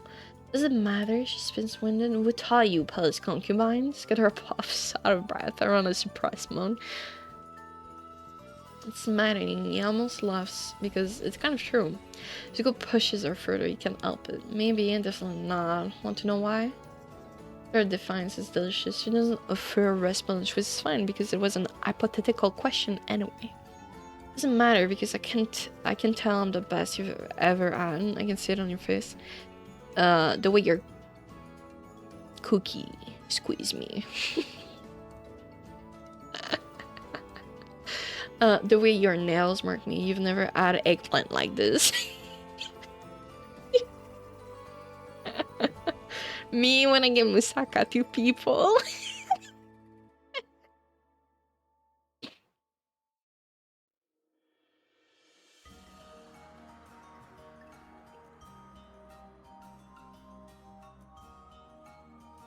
He expects her to snap at him and deny it, and what he gets is 1,000 times better. She slooge. Grips his back so not his back. Grips his eggplant so hard he's worried she might sever the organ. He's the eggplant alive. Yeah. He almost doesn't care if she does. She's too tight around him. It makes his trust harder to complete. Her nail lashed onto his back and he knows he's bleeding. He has to be for how badly it stings. Blue eyes finds his own, easy and 100% silver playing on his eggplant. Slooge for me, Zuko. Spirit does ye slooge. Why is slooge so funny and so weird? Harder than he has ever in his life. He grips her hips to still her twitching on his oversensitive eggplant. Katara. By the time he comes to his senses, he realizes how hot the water is, how hot his hands are against her skin, how hot his breath is against her face. If she were a firebender, it would have mattered. He flinches, ready to apologize for his lack of control over his bending, when the water glows a pale blue around them, cooling them down. Cooling and healing at the same time. Oops. The scratches on his back, nothing but a memory. He sighs into her throat, sorry. I swear I usually have better control over it than that.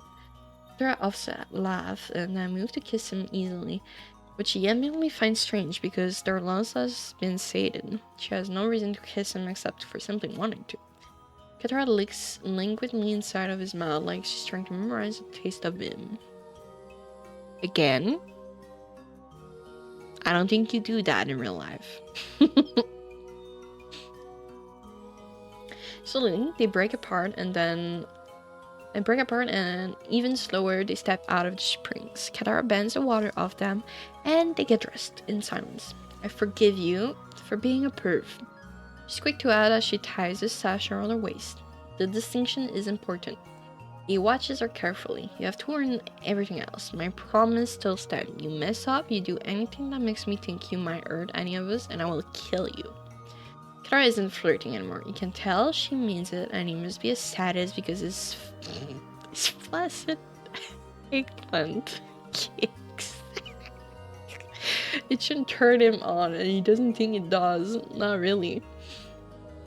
But things starts adding up in his end. She permitted this strictly on the bounds of distressing him initial horniness. She let him take her surrounded by her on a full moon. She could have killed him in an instant should he stepped out of line. He won't claim to understand her choice, but he gets the decisions she's made that led them to this point. Nothing changes between them. Katara still hates his gods, despite him rearranging hers. How big was he? Holy fuck. That's worrying.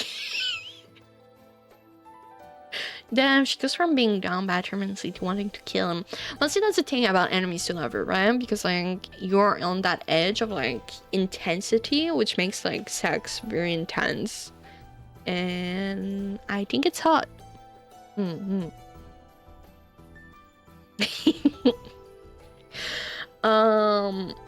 He tries his best to be worthy of her forgiveness. He's so desperate he goes to Sokka. If Katara won't tell him the story, he'll hear it from him. So that was chapter 2. That was like 80% smart. I wonder if the next chapter is as smutty. It's insane. Thank you for reading. I'm gonna pass out. This was fun. I'm glad you liked it. I hope you have a great sleep.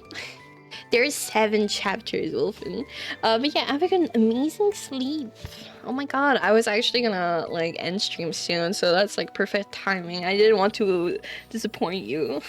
Thank you so much again for the art. It's so fucking nice. Well, go chat for a little bit.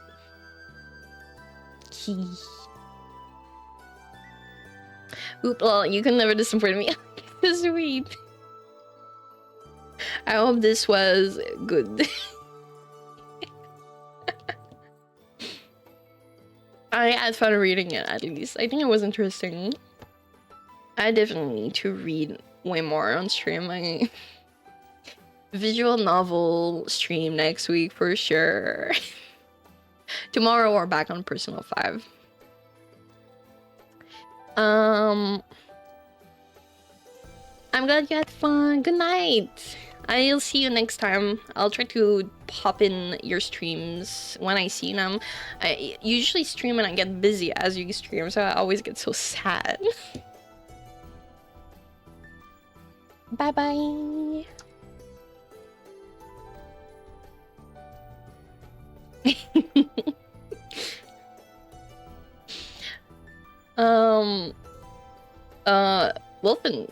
Wolfen, did you see my new background? I'm probably gonna change it this weekend, unfortunately.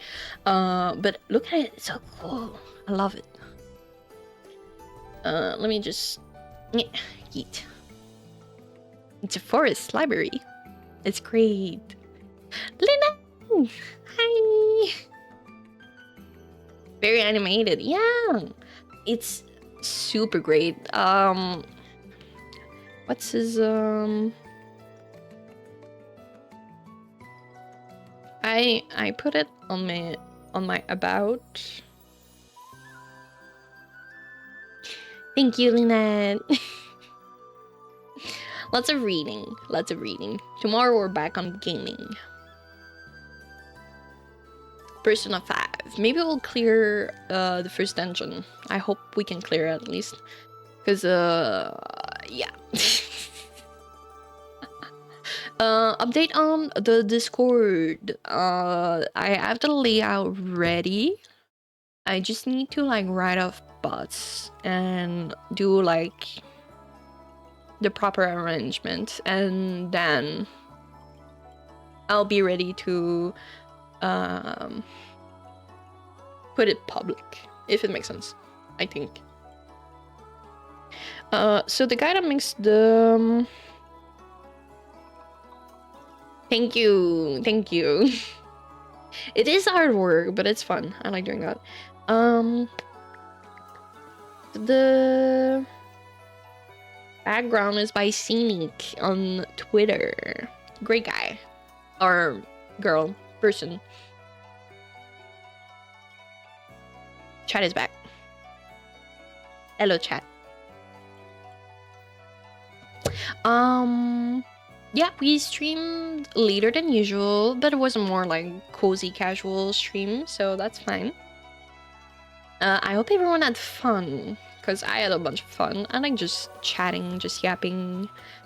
Today, we actually did narrate some story. Yeah. So, let's see. What else do I have to say before I leave? I post every day on YouTube Shorts and Twitch. Not Twitch, sorry. On TikTok and Instagram. So if you want to follow me on those socials, feel free. I post 3 times a day. It's mostly channel clips, but I'm currently working on a couple of videos to edit, and they're gonna be inserted in between or instead of some of the 3 other 3 times per day. That's so much. Yeah. Yesterday I fished so much clips that I have like stuff for the next like 3 days, I think. Yeah, something like that, like 3 days of clips, like today, tomorrow, and Saturday. Like it's fully I think it's pretty neat. Ran into 2 of them in my random scrolling. That's nice. Yay. Thank you, Lynette. I try to work very hard. Once I finish stream, usually I just spend like 2-3 hours just like trying to clip edits down. I run into like very a rhythm where I clip and then I adjust my camera like there's like a trick on DaVinci Resolve where you can like have the face cam be somewhere and then you can have a double camera essentially, so that's fun. I'm trying to learn how to have like more more like, I don't know how to explain it, but like instead of being gameplay wise, it's more like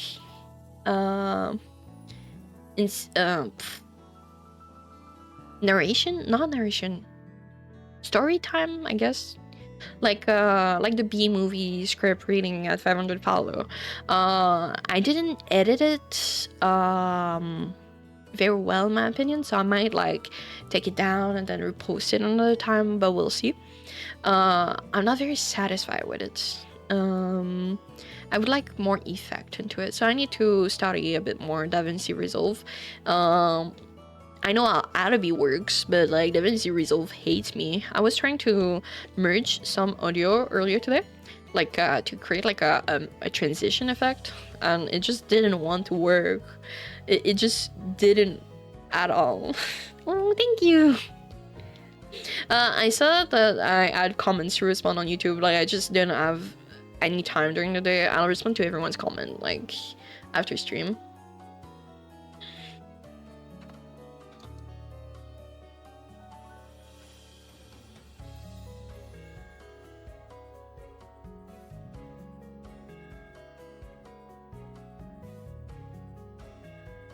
Yeah, I'm very happy about how my YouTube is going so far. Um, Lots of view on them. It's pretty. Whenever I log in, I just like, shock.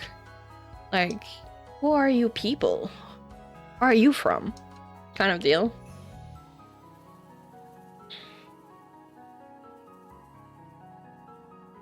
I like the look with the glasses. Honestly, it's pretty cute.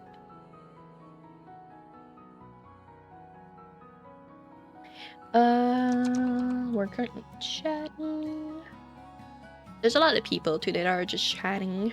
Well, I mean, I guess every day is just that.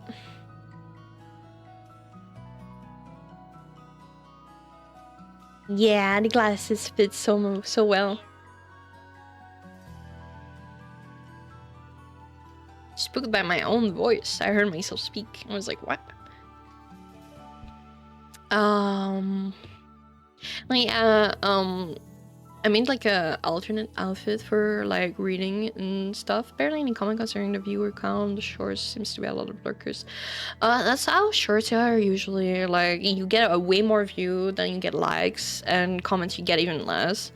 And most of your likes you can get dislike as well. And YouTube does hide the likes, but the person that makes them makes a video can see if people dislikes. I mean, that's just how life is.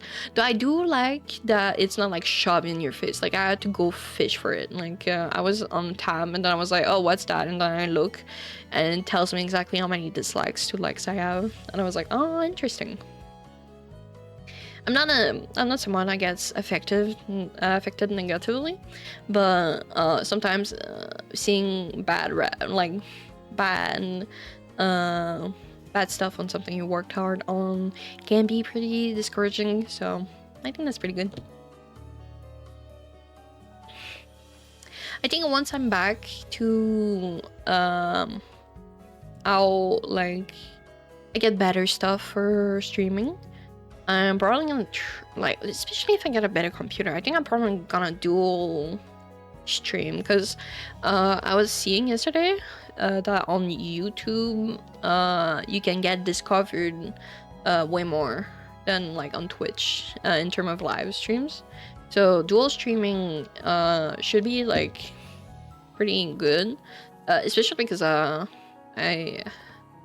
don't think I have like some people that follow me on YouTube that don't follow me on like Twitch, so you know that could be nice for them. Because YouTube works in an algorithm base. I think it's because there are a lot less YouTube streamer versus Twitch streamer, but it's also just because the way Twitch streamer thing work is that if you get discovered, it's because you're big. You have other platform. If you just start out on YouTube, and you make your content based around like, I don't know, like you're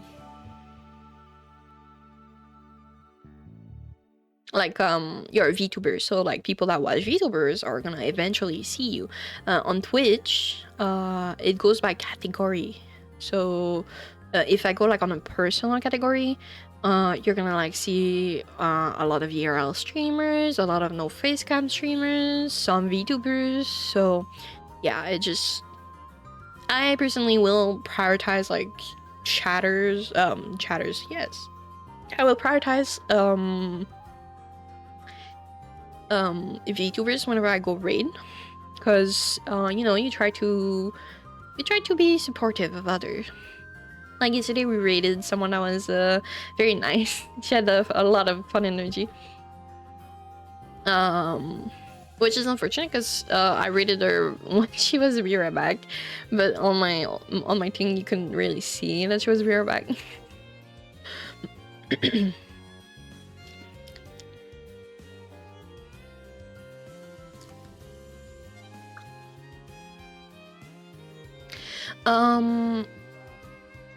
As mentioned a bit earlier during the stream, I added new redeems, such as I firstly changed the amount of point it would take for someone to pick a game for me to play. It passed from 5,000 to 15,000 point. So You have to work for it. It's more expensive than foxifying me or catifying me. Now for 50,000 points, you can decide which book or fanfiction you want me to read.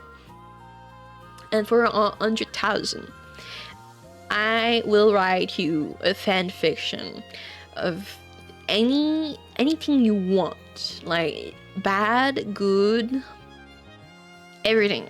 I will do it. I will write it off stream, but if you want to, I will read it on stream. Then once it's over. Inflation goes hard. Yeah. In this economy, I need to change my channel points actually. Oh boy, free commission of fanfics. In exchange, you have to watch me and give me all of your love and attention. That's a deal I receive. Because 100,000 points is quite a bit of points. What artists to follow?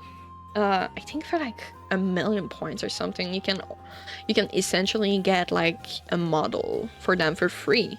But like 1,000,000 points is a lot of time. Like it's maybe it's a lot of time. And like you want to be chatting a lot, but me, I'm not very much of a chatter, I'm more of a lurker. I like listening. I read the person there. I wanna I'm more of a lurker type of person. Like I like listening to people speak. I find it very hard to type because I'm like, oh, I don't have like anything fun. Yeah, you're also a lurker. Just we need to make sure that sometimes we interact in chat because sometimes our view isn't counted because yeah, that's how Twitch works apparently. It's been going around that like every once in a while streamers will be like, hey lurker, reacting in chat, so that you don't count as like a non-view. So like for streamers, if you lurk, comment, redeem helps with it. Yeah, I need to make one. I need to not maybe like a bot. Yeah, maybe, I don't know. It just sometimes bigger streamers are gonna be like, yo lurkers, react in chat, blah blah blah blah, and it helps people kind of like, you know. I'm more so meant that lurkers may be counted as a bot. No, I know, I was continuing what I was saying though.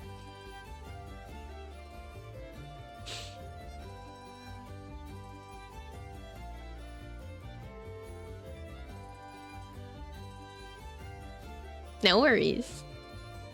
I jump topic very easily. But yeah. Ooh, thank you for the pads. I am getting a headache. Wearing headphones hurt me like bad. So I'm gonna end stream here. Tomorrow I'm gonna stream at regular time. And I'm not gonna be super long. Like it's not gonna be a crazy long stream. I need some rest. I know I'm not streaming a lot, but streaming takes a lot of my energy. Like already today I'm way less energy than yesterday. Thank you for watching and for the raid. Thank you so much. Oh my god. I hope everyone had fun. Today we're not gonna raid anyone because I need to make a list for myself. So yeah. Everyone, have a nice night. I'll see you all tomorrow, hopefully. I hope I will see you tomorrow. Tomorrow Discord will be open. So look forward to that. And yeah, see you all tomorrow.